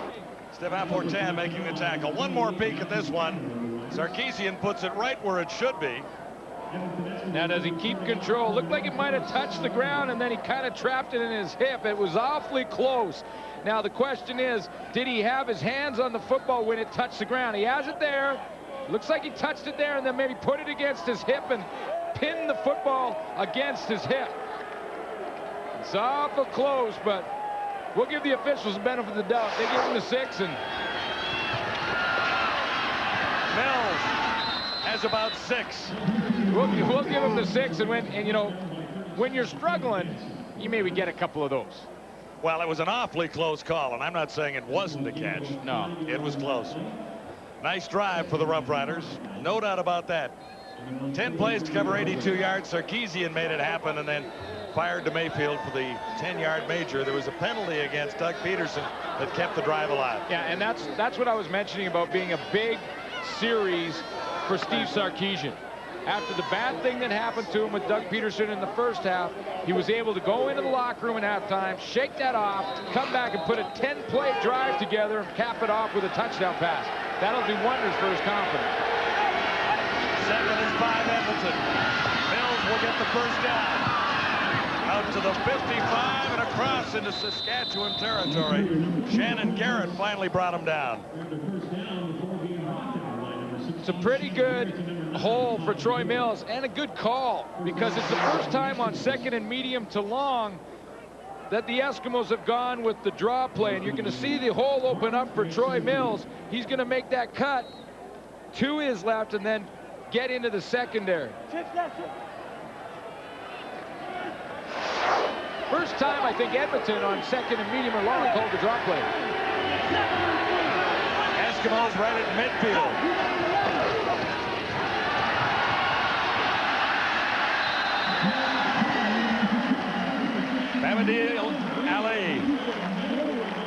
Abdel Ali back in the lineup, came off the practice roster, had some personal problems he had to deal with and was suspended, but it was just because he had to go back home and deal with his problems, so he's back on the line. It's pretty good speed to the outside. Has a couple sacks coming in on the season and makes a big play on first down. They'll shuttle him in and rotate, keep the defensive line fresh. 2nd and 10 Eskimos. Green from the shotgun. It opens up wide. Nealon Green, great speed. He'll go all the way. This is brilliant. Nealon Green finally slowed down and caught at the 5-yard line. He's shaken up. Curtis Gallick got over to make the tackle. Grabbed his knee immediately when he went down, and he's in pain. He ran into one of his own players. That slowed him down enough for Gallick to catch him from behind. We got great blocking at the point of attack from Chris Morris, who was working on Neil Smith. That's how it initially starts. Chris Morris right here working on Neil Smith. He's going to open up the alley for Nealon Green to take off. That's where he's going to get to. Watch this alley open up. Smith has to go wide. Morris forces him way up the field, and then Nealon Green takes off. Now, once he gets going, you're going to see this big lane. Look at that lane open up for Nealon Green right down the middle. He only had the official to beat there. Goes around the official now. We'll see how he gets hurt at the end of this play. He goes down and immediately grabbed for his knee. Curtis Gallick came across. Looked like he sort of landed on the side of his knee. Looked like Gallick's right knee maybe hit the left knee of Nealon Green as they went down. Serious situation for the Eskimos and their star rookie quarterback, Nealon Green, still being attended to on the turf at Taylor Field. We'll take a break and be right back. Adidas Friday Night Football is brought to you in part by Gatorade. Is it in you? Good news for Eskimo fans. Nealon Green is up and at least moving with a little bit of help down there, favoring his knee. Marcus Crandall is in. The Eskimos are set up at the 5-yard line. Actually, the 4, first and goal to go from there after a 51-yard run by Green. Crandall is grabbed and lost a couple. Rich Young, first time we've really talked about him tonight. He snuck around behind and wrapped up Marcus Crandall. Take one more look at how Nealon Green got this injury. He's getting chased down by Curtis Gallick. Doug Kraft gets his arm on him and slows him down, and just as Gallick goes to tackle him, I think Gallick's right knee hits the inside right there of Nealon Green's left knee. 2nd and goal to go, Eskimos at the Roughriders 7. Marcus Crandall calling the signals from the shotgun. Looks to the end zone. No one home and no flags down. The target was Vaughn. The coverage by Shannon Garrett. Marcus Crandall was supposed to be the quarterback that was going to lead this team in 1999.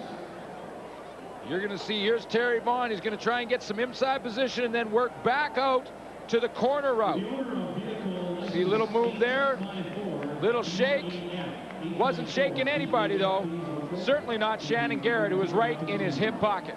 Matt Kellett will try for 3.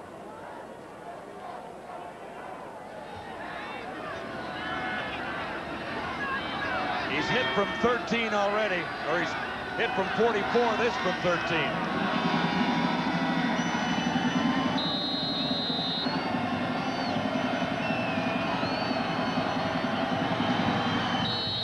The Eskimos creep a little bit closer. They got down to the 6, but couldn't get in from there. Nealon Green injured and being attended to at the Eskimo bench. There's lots more ahead on Adidas Friday Night Football. Cheer Squad is here from Edmonton for Adidas Friday Night Football. Following the game, the TSN Turning Point. Brought to you by Mr. Lou. Doing it right before you're out. Well, there could be a couple of turning points early in this game. Think back to the Doug Peterson interception for a touchdown, and then, of course, the Curtis Mayfield touchdown that was very close but counted. And you never know. There's lots of football to be played, and Nealon Green tries to shake off his injury on the sideline. I'll tell you one thing, though, that's not a good sign that he'll return when they strap on the ice bag, because once the ice bag goes on, that muscle back there really tightens up. And the way they're putting that ice on, it looks more like a low hamstring injury to me. I won't speculate, but where they're putting it on, that's where it looks like it could be. See if the Saskatchewan Roughriders can take advantage. They have first down at the 35 after surrendering the field goal. Play action fake to Saunders. Sarkisian with confidence for Eric Gulliford. Well, coming into the game, Eric Gulliford was Saskatchewan's leading receiver. He had 27 catches for about 350 yards, and they tried to move him around, put him inside in the first couple of games, and had Dan Farthing move out to the wide receiver position, but they felt they could do that to get Eric Gulliford closer to the quarterback, but he's naturally a wide receiver. Played a little bit with the Bombers when Cal Murphy was there. First down, Riders across the 45. Saunders again. And another fine run by Mike Saunders. He has a first down. Mark it as an 11-yard gain. Riders are having success tonight for another reason, Glenn. They're averaging 7.5 yards on first down. Eskimos 4.5. And this is how you freeze a defensive tackler. Watch Mike Saunders in the hole. Put the move on Justin Ring right there. Freeze him, get to the outside, and then switch hands with the football.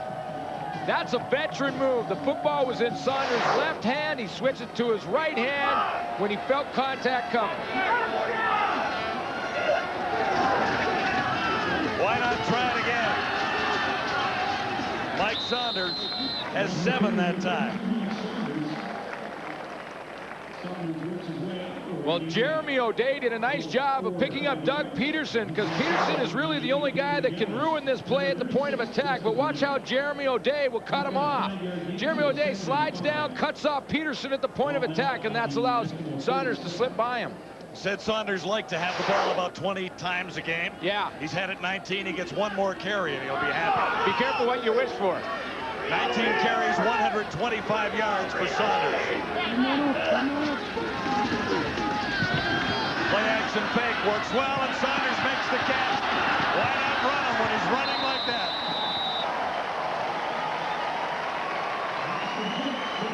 19 receptions, 133 yards, and 3 TDs coming in. He also had 3 TDs rushing. So 6 touchdowns on the season for a guy who can really do it all for you. Can do it all. Coming out of college in Iowa, he was drafted by the Pittsburgh Steelers, and then in '92 signed as a free agent with the Riders. Spent some time here. That's when I was a teammate with Mike Saunders and learned a lot about what kind of guy he is in the locker room. And then spent some time in San Antonio, Hamilton, and back with Saskatchewan. And a brief stop in Toronto, too. Sarkisian avoided the first rush and threw it away wisely. No one in the area, and he pounded it into the turf. Throw it away, and that's the wise move because Edmonton was coming with some pressure, and they were coming from the edge. Little bit of a halfback blitz coming from Terry Ray. He provides the initial pressure. Then the guys in the middle, Robert Brown and the rest of them, get a little push, but a wise decision by Sarkisian to throw it away. Terry Ray had a super week last week against the Bombers. He held Milt Stiegel to 1 catch. Yeah, and that's saying something. 2nd and 10, Saskatchewan. Here they come again. Catch made, and Farthing is out of bounds. Very close to a first down. Dan Farthing doesn't drop many passes. You know, he doesn't get a lot thrown to him, but Dan Farthing doesn't drop many passes. A little bit of a rub over there. Gets pushed hard out by Terry Ray, but hangs on to the football. He had a couple of starts as an outside receiver in the early going this season, but he's an inside guy. No, inside guy all the way, and that's what we talked about when they moved Eric Gulliford inside. They thought maybe get him closer to the quarterback might help and get him some stretch from the inside because of his speed, and they moved Dan Farthing outside. But Farthing, you're right, John, is a slot back. He always has been, and he is because he's smart. Your slot back can also read the blitz for you, read the coverage for you, and make the adjustments, and that's where Dan Farthing should play. 1 catch for 10 yards in the first half, 1 catch for 10 yards in the second. Although he'd like to have a few more catches, that's fairly consistent. Just first downs, right? 2 first downs. You'll take a first down anytime. Riders with a good drive going. Continuing from the 29. Mike Saunders broke the tackle. Saunders one-on-one. And he can't be stopped tonight. He's down to the 10-yard line. He ran through a couple of Eskimos. Marcelo Simmons finally put the handle on him. Well, right now, the Edmonton linebacking core, I'm talking about B.J. Gallus, Marcelo Simmons, and Justin Ring, are getting a little too tight to the line of scrimmage, and I think it's really hurting them trying to stop Mike Saunders. They're getting caught up there, so really, the offensive line for Saskatchewan just need to get a little piece of Ring, Gallus, or Marcelo Simmons, and it opens up a seam. Got to play off a little more. You can see right now they're about 3 yards back. From the Eskimo 11, first down. Sarkisian buys time. That was tipped. Flag down. I'm not sure if the catch was made. In fact, down at the 5, he does get a catch out of it. That's Mayfield. But a flag comes down on the coverage that was too tight by the Eskimos. Well, the ball was tipped, so it can't be pass interference. The ball is tipped. The interference is waved off, and that ball was tipped. There's no infraction on the play. The ball was tipped. They threw Second the flag down. on the interference. That's right. That official did not see the ball had been tipped, so it's a good call all around. No call. Mayfield and the Roughriders on a nice roll at Taylor Field. That's the end of quarter number 3. You're watching Adidas Friday Night Football, and we're at the quarter. Brought to you by 1-800-HI-IT'S-ME. It's the cheapest way to call. Collect. Welcome back to TSN Football Control. Duffy, Dunnigan, and Schultz with you. And you never like to use your starting quarterback, lose your starting quarterback, especially when he's just run 50 yards to almost set up a touchdown. Now, if Nealon Green does not return, Chris, how does it affect the Eskimo offense? I really don't think it affects it too dramatically because you look at Marcus Crandell and Nealon Green, they're very similar in style. And as an offensive lineman, the most important thing is you want to know where your quarterback's going to be when things break down. How does he sprint? How does he react? So that's not a big issue. And I go back to the first game of the season where these two players were so close that Don Matthews actually split time, the first half for Green, the second half for Crandell. I think if Nealon Green is out and he can't not play the next game, Crandell Darnell can still do the job. But on the other side, hey, Matt, you said it. They're going to play physical football for the Saskatchewan Roughriders, and they've had success playing that style of football. They have, but I didn't say it. Cal Murphy did. I just repeated it. That's all. They wanted to establish a line of scrimmage, whether it was a double tights or just running the football, and they've been able to do that. We take a look at just how they do it. This is a zone run and play, and watch the backside. John Terry getting up to second level, tandem with Sean Daniels, opening up a huge hole in the middle for Mike Saunders, who's got 144 yards and 3/4 of football, taking a lot of pressure off of Steve Sarkisian. We saw him throw the ball away a little while ago. The kid's growing up. They're establishing a line of scrimmage. It makes everything that much easier. One concern for Rider fans, the fourth quarter has been their worst all season long. They've scored just 15 points total in 6 games. All right, one other game tonight. As we showed you, Dan Giancola wins it on a long field goal. Argos beat the Owls 23-20. They're now second in the East. Ready for the fourth quarter at Taylor Field. Here's the question. Is there a kid anywhere in Saskatchewan that doesn't have something green with a Rider logo on it? No shot. I was here for 11 years. My kids have a closet full of green stuff. We don't even live here anymore.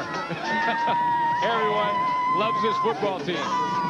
Well, and they love them on a night like tonight where they've played with some enthusiasm.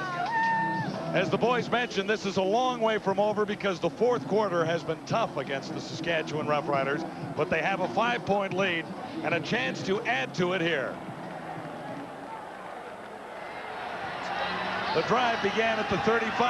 Here's where they are now, 2nd and 4 to go at the Eskimo 5-yard line. Sarkisian, touchdown ties. Eric Galliford.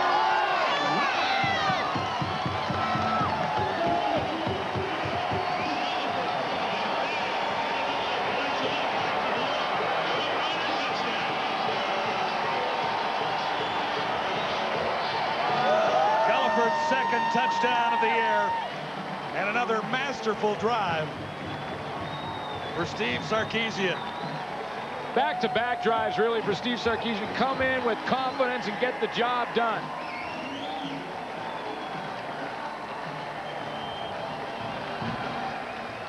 Riders missed their last convert.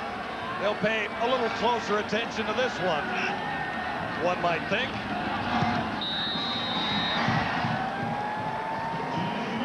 Gulliford has the touchdown. The Riders have a 26-14 lead on the Eskimos with almost all of the fourth quarter to go. Well, in that great drive, they used everybody, really. You saw Dan Farthing was involved. Eric Gulliford made a couple of catches. Curtis Mayfield made the one that looked like it could have been interference, but wasn't because it was tipped. And, of course, Mike Saunders running the football was huge. So, right now, Steve Sarkisian using all his weapons in that offense. Yeah, but I didn't want to push him because I thought I was going to picking your man. But then I saw when I hit him, he fell. Well, part of it is created because Mike Saunders hits the flat in a hurry, but Eric Gulliford takes off on Cavis Reed. You're going to see the matchup. He was talking about, I made my move, and Reed fell. See him fall down? That's shaking and baking. When you don't even touch the guy and you just give him a shakes of the shoulder pads, you can knock him down with that and get a guy like Cavis Reed, who is one of the best in the league on the corner, to see him fall down like that. You're making a move. He was on the ground. He was sitting on the ground. I threw it right. I mean, I didn't want to lead you. Right in the face mask. Hey, he was sitting down. Well, they haven't seen all that many smiles at the Saskatchewan Roughrider bench so far this season. But this has been a well-played ball game by the Riders, save one, maybe two plays. However, they're against the Eskimos, and there's too much time left to be confident completely. Here's the Giz, Henry Williams, his best return of the night. Fred Bailey, I should say, number 6. Bailey returning, and he's out inside the 45.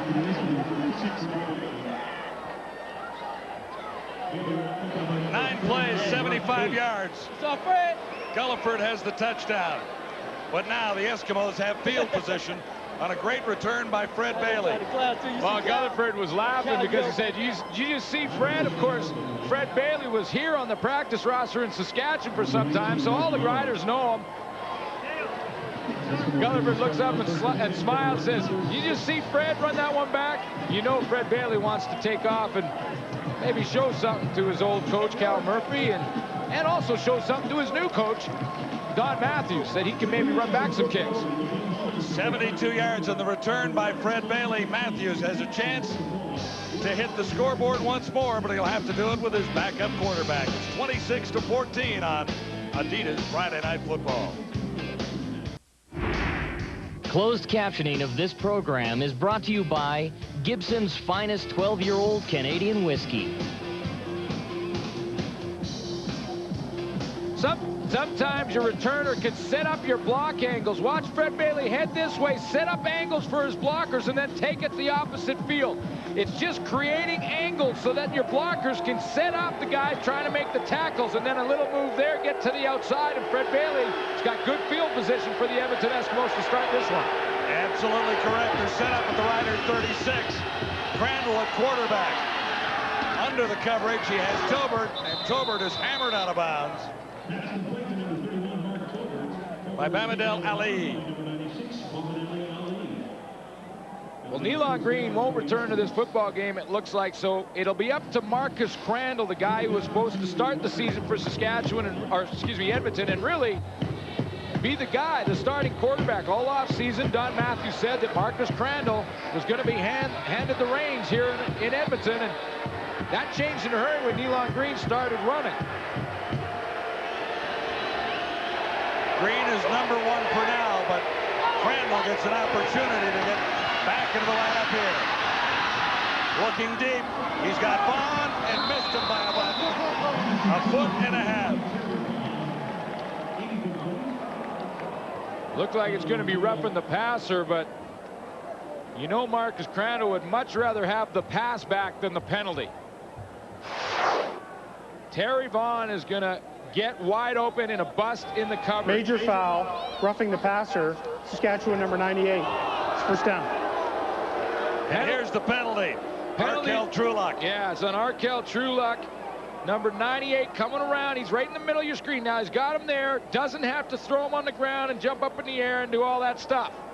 You know, he was wrapped up by Michael Lawson, and Trulock didn't have to do a thing. No, Doug Peterson got a penalty very similar to that. The Sarkeesian drive line. That was Trulock's turn.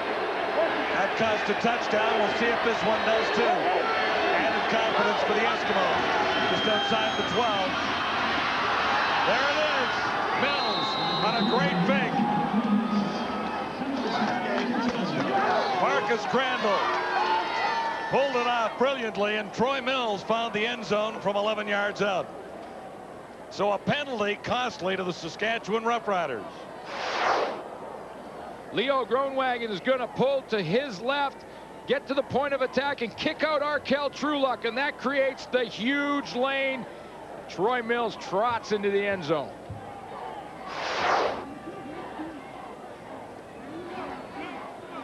So it should be back to a 5-point spread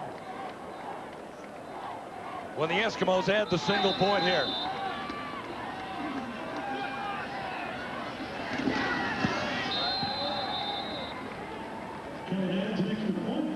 We got to show that block one more time by the veteran of 13 years, Leo Groenwagen. He's going to come across. Here he is right here. Come across and get the big kick-out block on Arkell Trulock. Watch this block that springs Troy Mills. Here comes Leo Groenwagen.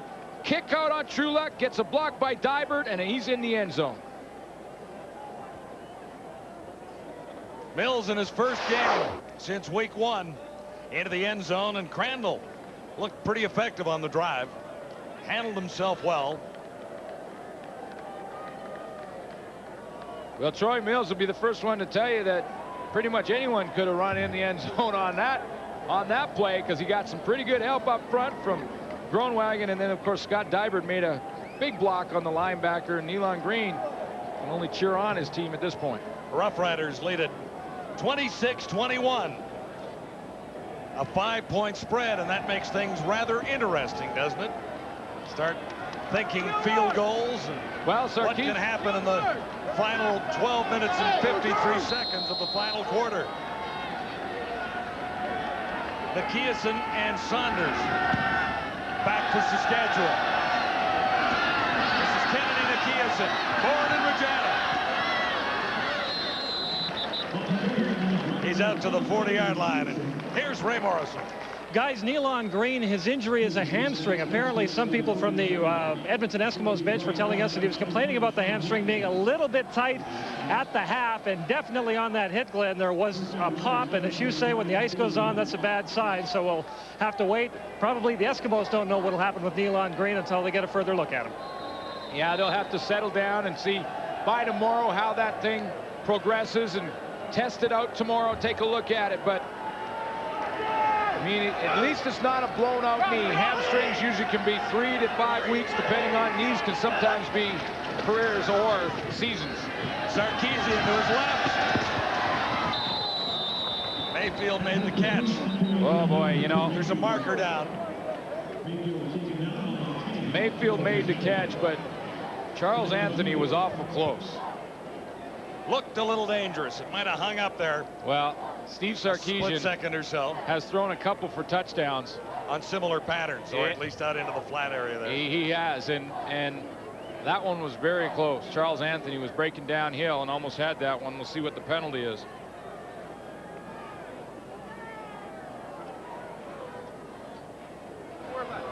Procedure, Saskatchewan, no end, penalties decline, second down. 2nd and 10 then. And Murph doesn't like it.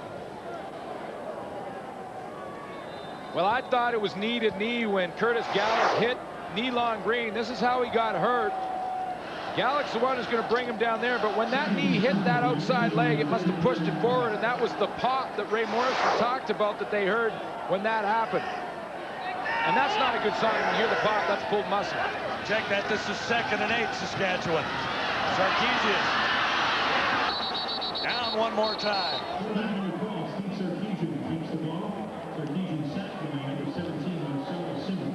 Gallus was there. B.J. Gallus should get credit for that.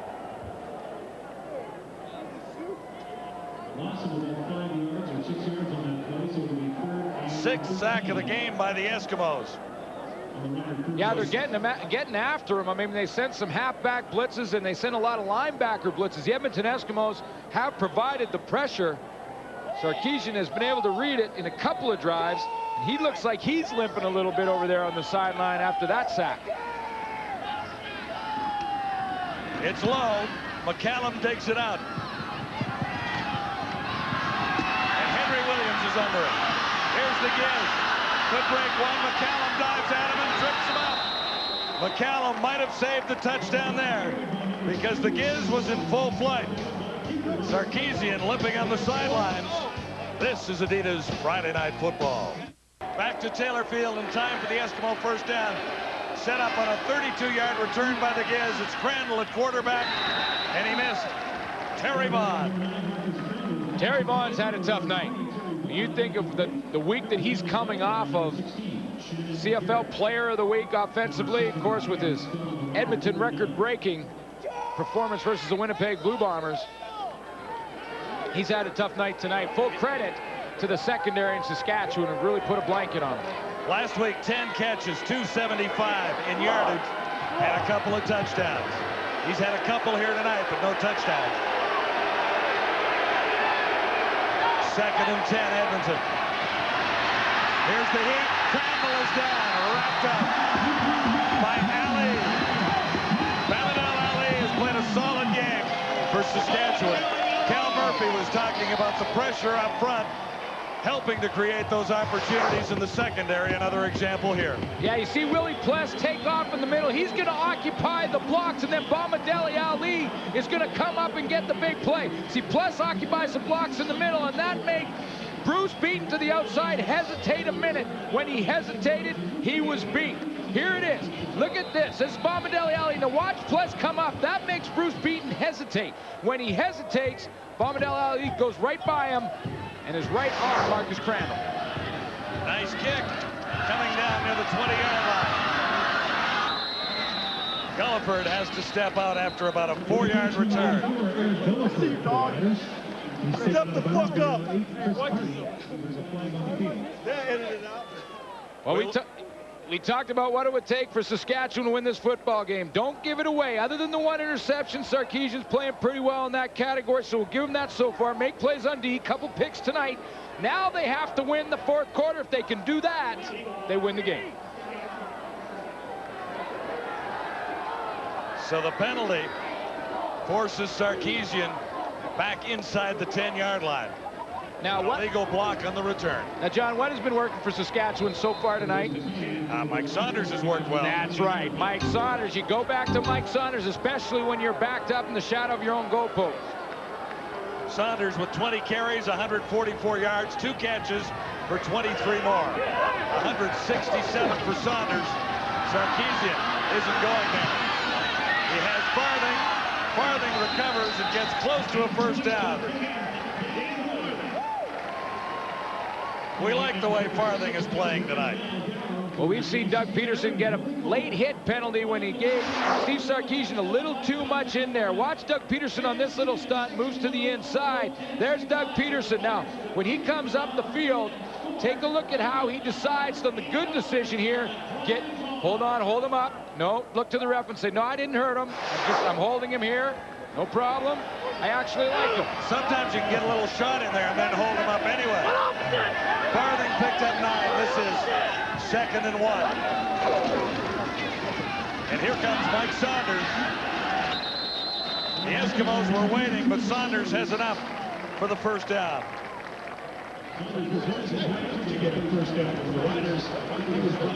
Gene Mikowski gets a pretty good block this time on Doug Peterson, and this is a battle. You watch the block right here. There's Doug Peterson. Watch the block to Gene Mikowski, number 6. He just head up, push him to the inside. A little bit of a takedown, no blood, no foul. Keep on playing. 9:07 left in the final quarter. Saskatchewan leads by 5. Riders with a first down at the 20. Saunders spun and grabbed about 3. Boy, Marcelo Simmons. Tell you what, it was 3, and you can give the 3 completely to Mike Saunders because he was met 3 yards deep in the backfield. It really was a 6-yard gain. Ben Fairbrother working on Doug Peterson. He's going to drive block him, but Robert Brown made the play up it early. Mike Saunders broke that tackle and got up the field. It's a gain of 4, 2nd and 6, Saskatchewan.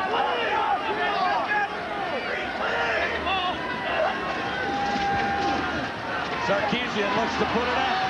Looks deep. He has Galliford. Key first down. Out at the 45. B.J. Gallus made the tackle, but Galliford made the catch. Sometimes Mike Saunders, he's been a big part of this offense running the football, but sometimes he's going to be asked to block as well, and this time it's on a defensive end, and it's on Tyrone Hines. Gets his head down low, slows down Tyrone Hines so that Steve Sarkisian can deliver that football to Eric Galliford. 21 yards, and the Riders are at the 46-yard line. 7:40 to go in the final quarter of Taylor Field. On target, first down, one more time. Narcisse grabbed by Anthony Fogel. Big catch for number 80 right there. If the Riders were right-handed boxers right now, in the 3 quarters, they went with the traditional right-handed boxing style, and now in the 4th quarter, they switched to southpaw because they were running the football on first down. And it was working. Now in the 4th quarter, Cal Murphy has decided to go to the pass on first down and try and change things up. Narcisse to the near side with 2 other wide receivers this time. And it's back to Mike Saunders. Peterson, number 94, was waiting.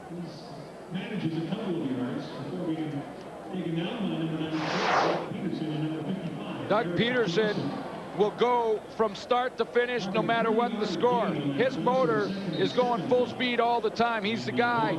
Doesn't allow Mike Saunders really any room up the middle.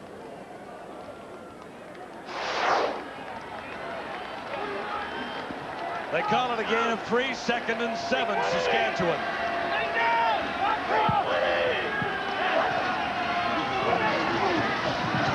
Sarkisian pumps once, goes deep, dangerous, intercepted. And another drive will end. That's Fogle on the return, still going.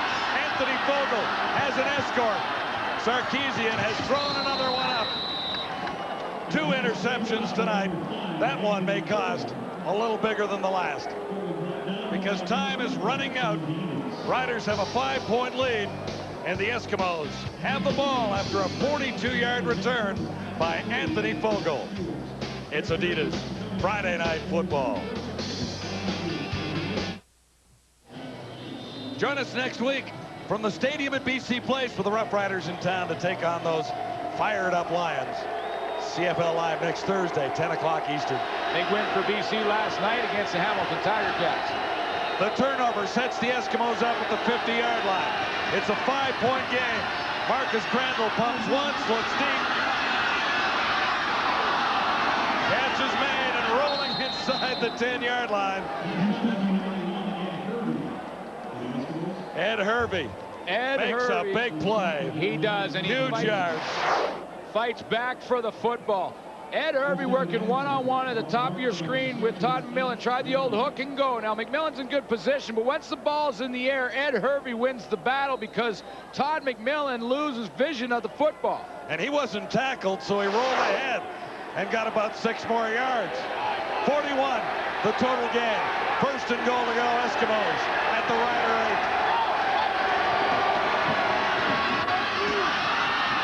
8. Inside the 5-yard line. Troy Mills had a touchdown earlier, and the Eskimos look like they're heading for the end zone here. Well, he had a touchdown earlier when he went to the left side. That time he decided to go to the right side, or the play took him there, obviously, but didn't have quite the success he did when Big Leo Groenwagen pulled to the left and gave him a block. They may go back to that in this play. 4:24 on the clock. Eskimos, second and goal to go at the Rider 4. Huge play for Saskatchewan right here. Mills is not going to make it. Rich Young, 49, in the middle of the Saskatchewan defense. Coming up with a big play. He got help from Neil Smith.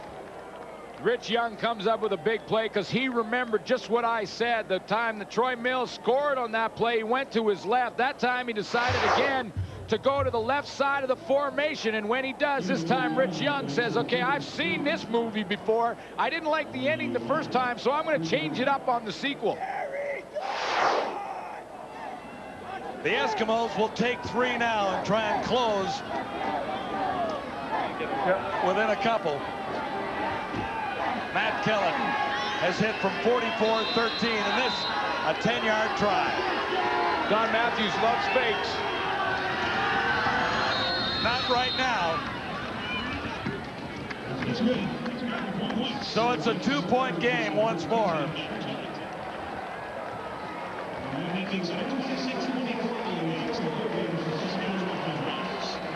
Time now for the game story, brought to you by Walmart. We've seen Nealon Green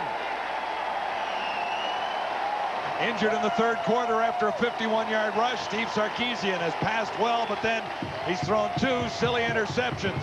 Peterson had one of them, a 60-yard return. The Riders do have their first 2 interceptions in 1999, however. Yeah, both led to points for Saskatchewan. Will be held on Friday, October 22nd. Reggie Slack looking on with Sarkisian on the sidelines. They say Slack could be back in uniform within the next week or so. Still concerned a little bit about his calf injury, and they'll look at that. But Steve Sarkisian has the controls right now, and he has a very, very important drive that he's facing. As soon as he gets the football back, he's got a chance to put this one away for Saskatchewan. It's under 4 minutes to play, so if he can put together a 10, 12-play drive, that'll eat up most of that time. McKeonson for Saskatchewan. The ball comes loose. The Eskimos say they have it. And it will be a turnover to the Eskimos. The Riders are going to blow this one. People always ask how you learn to win. You know, a lot of times people will say, this team has to learn how to win football games. Well, this is part of the learning curve. They have a chance to win the football game. They have a 2-point lead and the football back with a chance to drive it down, burn up the clock, and put some more points on the game and walk away with a huge win. And they find a way to give it back to the Edmonton Eskimos, and that ball's on the ground. Rider defense has played well. They have to come up with something super special here now. The Eskimos are almost in field goal range already. The backup quarterback, Marcus Crandall, is in, and he takes off about 5 yards to gain. Marcus Crandall can run a little bit himself. I mean, you know, talk about Nealon Green running the football. Marcus Crandall can also get off and run with it. Now, he's not going to do it quite as often as Green did, but at one point, Dieter Brock told us it was a toss-up between this guy, number 15, and Marcus Crandall coming out of training camp. Green got the call, and he's gotten the job done a couple of times this season. But it's in Crandall's hands right now. 2nd and 4. Mills won't get the first down. It is Willie Pless with another big play, along with Neil Smith. 3 minutes to go. It's not over yet, but it's a tense time for Cal Murphy and the Roughriders, who looked like they had a real great chance to win. Saskatchewan Roughrider lead has evaporated down to 2 points now. The Eskimos have the opportunity. Don Matthews set to try a field goal to put Edmonton in front by a point. Matt Kellett has been perfect tonight, hitting from 44, 13, and 10.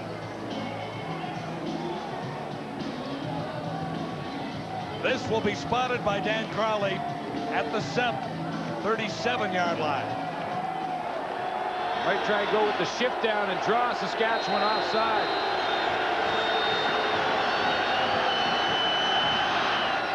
It's up, and no question about it, the Eskimos have the lead by a point. 2:38 to go. You know, when we talked about teams learning how to win football games, you know, Edmonton came in here pretty confident. Of course, a lot of second guessing going on here in Saskatchewan, and a lot of trying to find out what kind of football team they really have. So when you're on this sideline and the Saskatchewan sideline, you're starting to wonder, can we win? And if you're a confident team, you go in thinking, we will win. There's a big difference in how you approach it mentally. Right now, there's a lot of guys on that Saskatchewan sideline that are wondering if they can win. Well, this drive right now will tell us that. A one-point game. The Riders have the ball. They have a chance. A field goal wins it for Saskatchewan. But they need some first downs. Sarkisian gets one there. Near the 50, Terry Ray made the tackle on Dan Farthing. He's our guy. Dan Farthing comes up with another catch and always does in the clutch. Dan Farthing's just going to work to the outside. Watch it just find the hole. Talked about him being smart and realizing what the defense is. Give his quarterback a target. You know, with this much time left in the game, though, over 2 minutes, Steve Sarkisian can't forget about number 32 and keep putting the ball in the air. He's got to keep the defense guessing. Riders at the 49. Sarkisian puts it out. And there were Eskimos all around. Oh, Farthing was the target again, but there were a lot of white jerseys around him. Working on Charles Anthony. See, Anthony takes off. He's playing zone defense. He's got to worry about Mike Saunders, and then Fogle jumps up in there. Farthing really should have come up with that football. That's something you don't see very often, but I can't stress enough the importance of keeping Mike Saunders involved for Saskatchewan. Right now, they decided to abandon him. Now it's 2nd and 10. They really can't go to him, but they have to keep him if they get the first down involved in the offense. Crucial down for Steve Sarkisian. And they get the first down. It's Don Narcisse. Huge play to Don Narcisse. Sarkisian had to thread the needle. Don Narcisse is going to work in. He comes back and uses his body to screen the defender from the football. Watch him break on the football. It's Charles Anthony uses his body a little bit, comes up with it, and hangs on for a huge first down. Narcisse for 20. The Riders have a chance now. Closing in on field goal range with the ball spotted at the 41. 1:50 on the clock. Mike Saunders. There you go. Now you want to take some time off the clock. And with Saunders running the way he has, if he can get a first down here, the Riders get a little closer, but they also take some valuable time off the clock. That's right. You almost don't want to score too quickly. It's a good point, John, because if you put it in really quickly, it gives Edmonton the football back with time to come back and beat you with it. Sarkisian has to keep burning it up, and then by using Mike Saunders, he can get that done. Well, Saunders got 6 there, and this is 2nd and 4.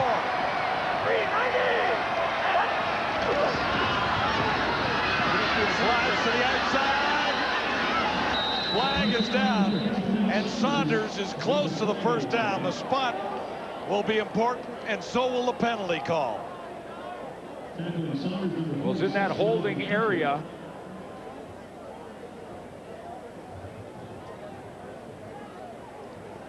Here it comes. Place a little quiet right now, wouldn't you say? Holding, Saskatchewan number 52, 2nd down repeated. It's so quiet you can hear the referee call holding on Ben Fairbrother. Yeah, without his mic on. Yeah. Well, it puts Saskatchewan in a real tough situation because not only are they now looking at 2nd and long, they're also pretty much out of field goal range. Well, Tyrone Hines, you see right in the middle of your screen, got tackled by Ben Fairbrother at the point of attack. Ball game could rest right here. 2nd and 14. They're chasing Sarkisian from behind. He missed Gulliford. So it'll be 3rd down and a long field goal try. Well, decision in a time. 1-point game, 27-26. Single could tie it if they punt it through the end zone, but Sarkisian is coming in the football game. So is Paul McCallum. Which means they're going to line up for the long field goal attempt. Now, right now, you're 7 yards from the football is where the tee lines up. Paul McCallum looking at about a 52-yarder. Now, he's hit from that distance, but his longest this year is 47. Now, I say decision time for Cal Murphy because with 1:17 left, he still has the option to punt this one out of bounds, get his defense on the field, try and get a 2 and out, get the football back with about half a minute to play, theoretically. But that's a big if. You need that 2 and out. You need the 2 and out. You're down by a point. You know, the other thing, you get a lucky bounce, you maybe get the signal to tie it on a punt. Remember, Don Matthews knows one thing. If they try the field goal and miss it, you got Henry Williams sitting back in the end zone for the missed field goal. And that's an offensive play for the Edmonton Eskimos. Yeah, it's tough to cover a missed field goal, isn't it? Well, you got offensive linemen up there covering. The field goal try. 52 and a half yards.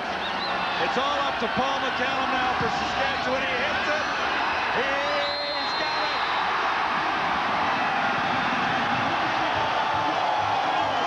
He nailed it. Right in the heart. He nailed it.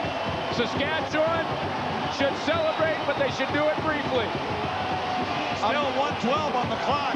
1:12 is a ton of time. The Edmonton Eskimos need a field goal to win. But he nailed it. Keep your head down, concentration. Knew it right away. Hit it hard. Shot that one through. Now it's not over yet.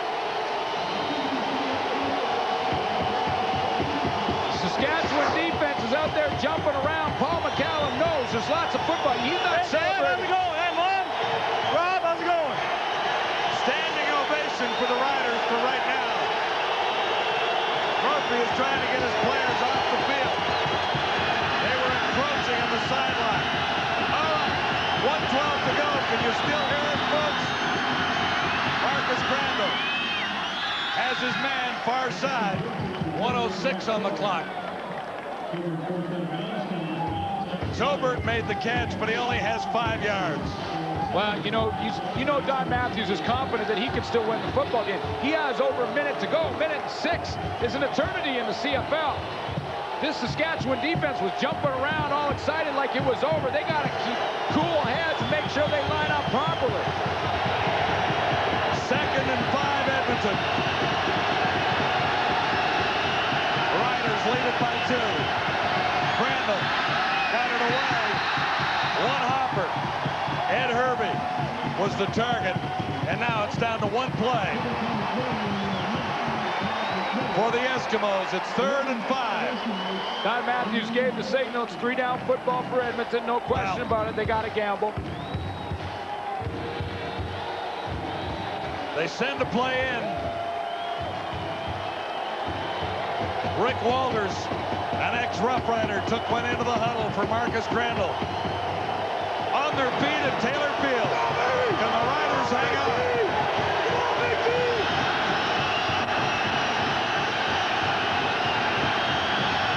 This could be the ball game. Crandall looks to take out. He doesn't get it.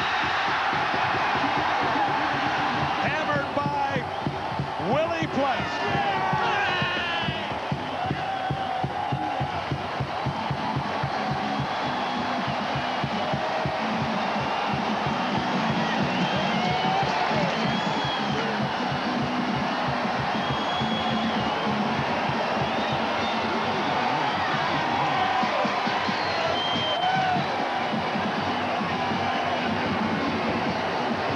There's one for Don Matthews from Willie Pless. Hey, Don, I could still play the game. And that might be the play of the game. Yeah, you know, no kidding. Willie Pless in the middle of your screen is going to drop. Crandall feels like he can take off and get it on his own, but Pless tracks him down and is right in his face to turn him away. Still 56 on the clock, so the Riders have to be careful running the seconds off. It's Mike Saunders. He's my player of the game. Mike Saunders is the player of the game, but Willie Pless made the play of the game. And it's a great defensive play. He's dropping, and then he takes off running. Willie Pless is a tackler. He's the best tackler in Canadian Football League history, and he makes one of the biggest one of his career right here. That's a big play for a struggling football team. Just do whatever we can put our heart into it, you know what I'm saying? Ain't no object too big. No obstacle too big, baby. We can do this any day. Poetry on the sidelines. 33 seconds. It's Saunders again. His 26th carry of the night. He has 166 plus 2. That'll do it. That's a first down. That'll do it. They're moving the sticks, and that'll do it now for the Saskatchewan Roughriders. With 30 seconds left, you get 20 seconds in the huddle. They can eat the rest of it. And they're getting a standing, something to cheer about in Saskatchewan. It's been kind of fun here tonight, hasn't it?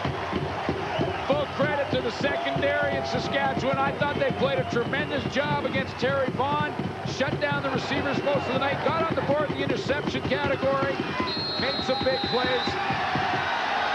But Mike Saunders was the key offensively. Yeah, this game was seen all throughout Saskatchewan, with the blackout lifted for this one tonight. And a lot of fans out there feeling a little bit better about the prospects for the harvest and everything else as a result of a Rider win tonight. The game ball from Adidas to Mike Saunders. And the Saskatchewan Roughriders back in the thick of things in the West Division for that last playoff spot. This is really huge when you think about it. Saskatchewan tied with Edmonton, and there's a lot of football to be played, but had the Riders lost this one tonight and fallen 4 points back, it would have been a long way to Labor Day even for the Roughriders. Sarkisian threw a couple up, but he ended up a winner tonight. Well, they've evened the series, and now they're tied in the standings. They play each other 2 more times before it's over. Really no place better in the world to watch a football game than right here when it comes down to the final seconds, is there? They were pretty excited. Mike Saunders gave them a ton to cheer about tonight. Riders have their second win of the year, and we had a lot of fun on Adidas Friday Night Football.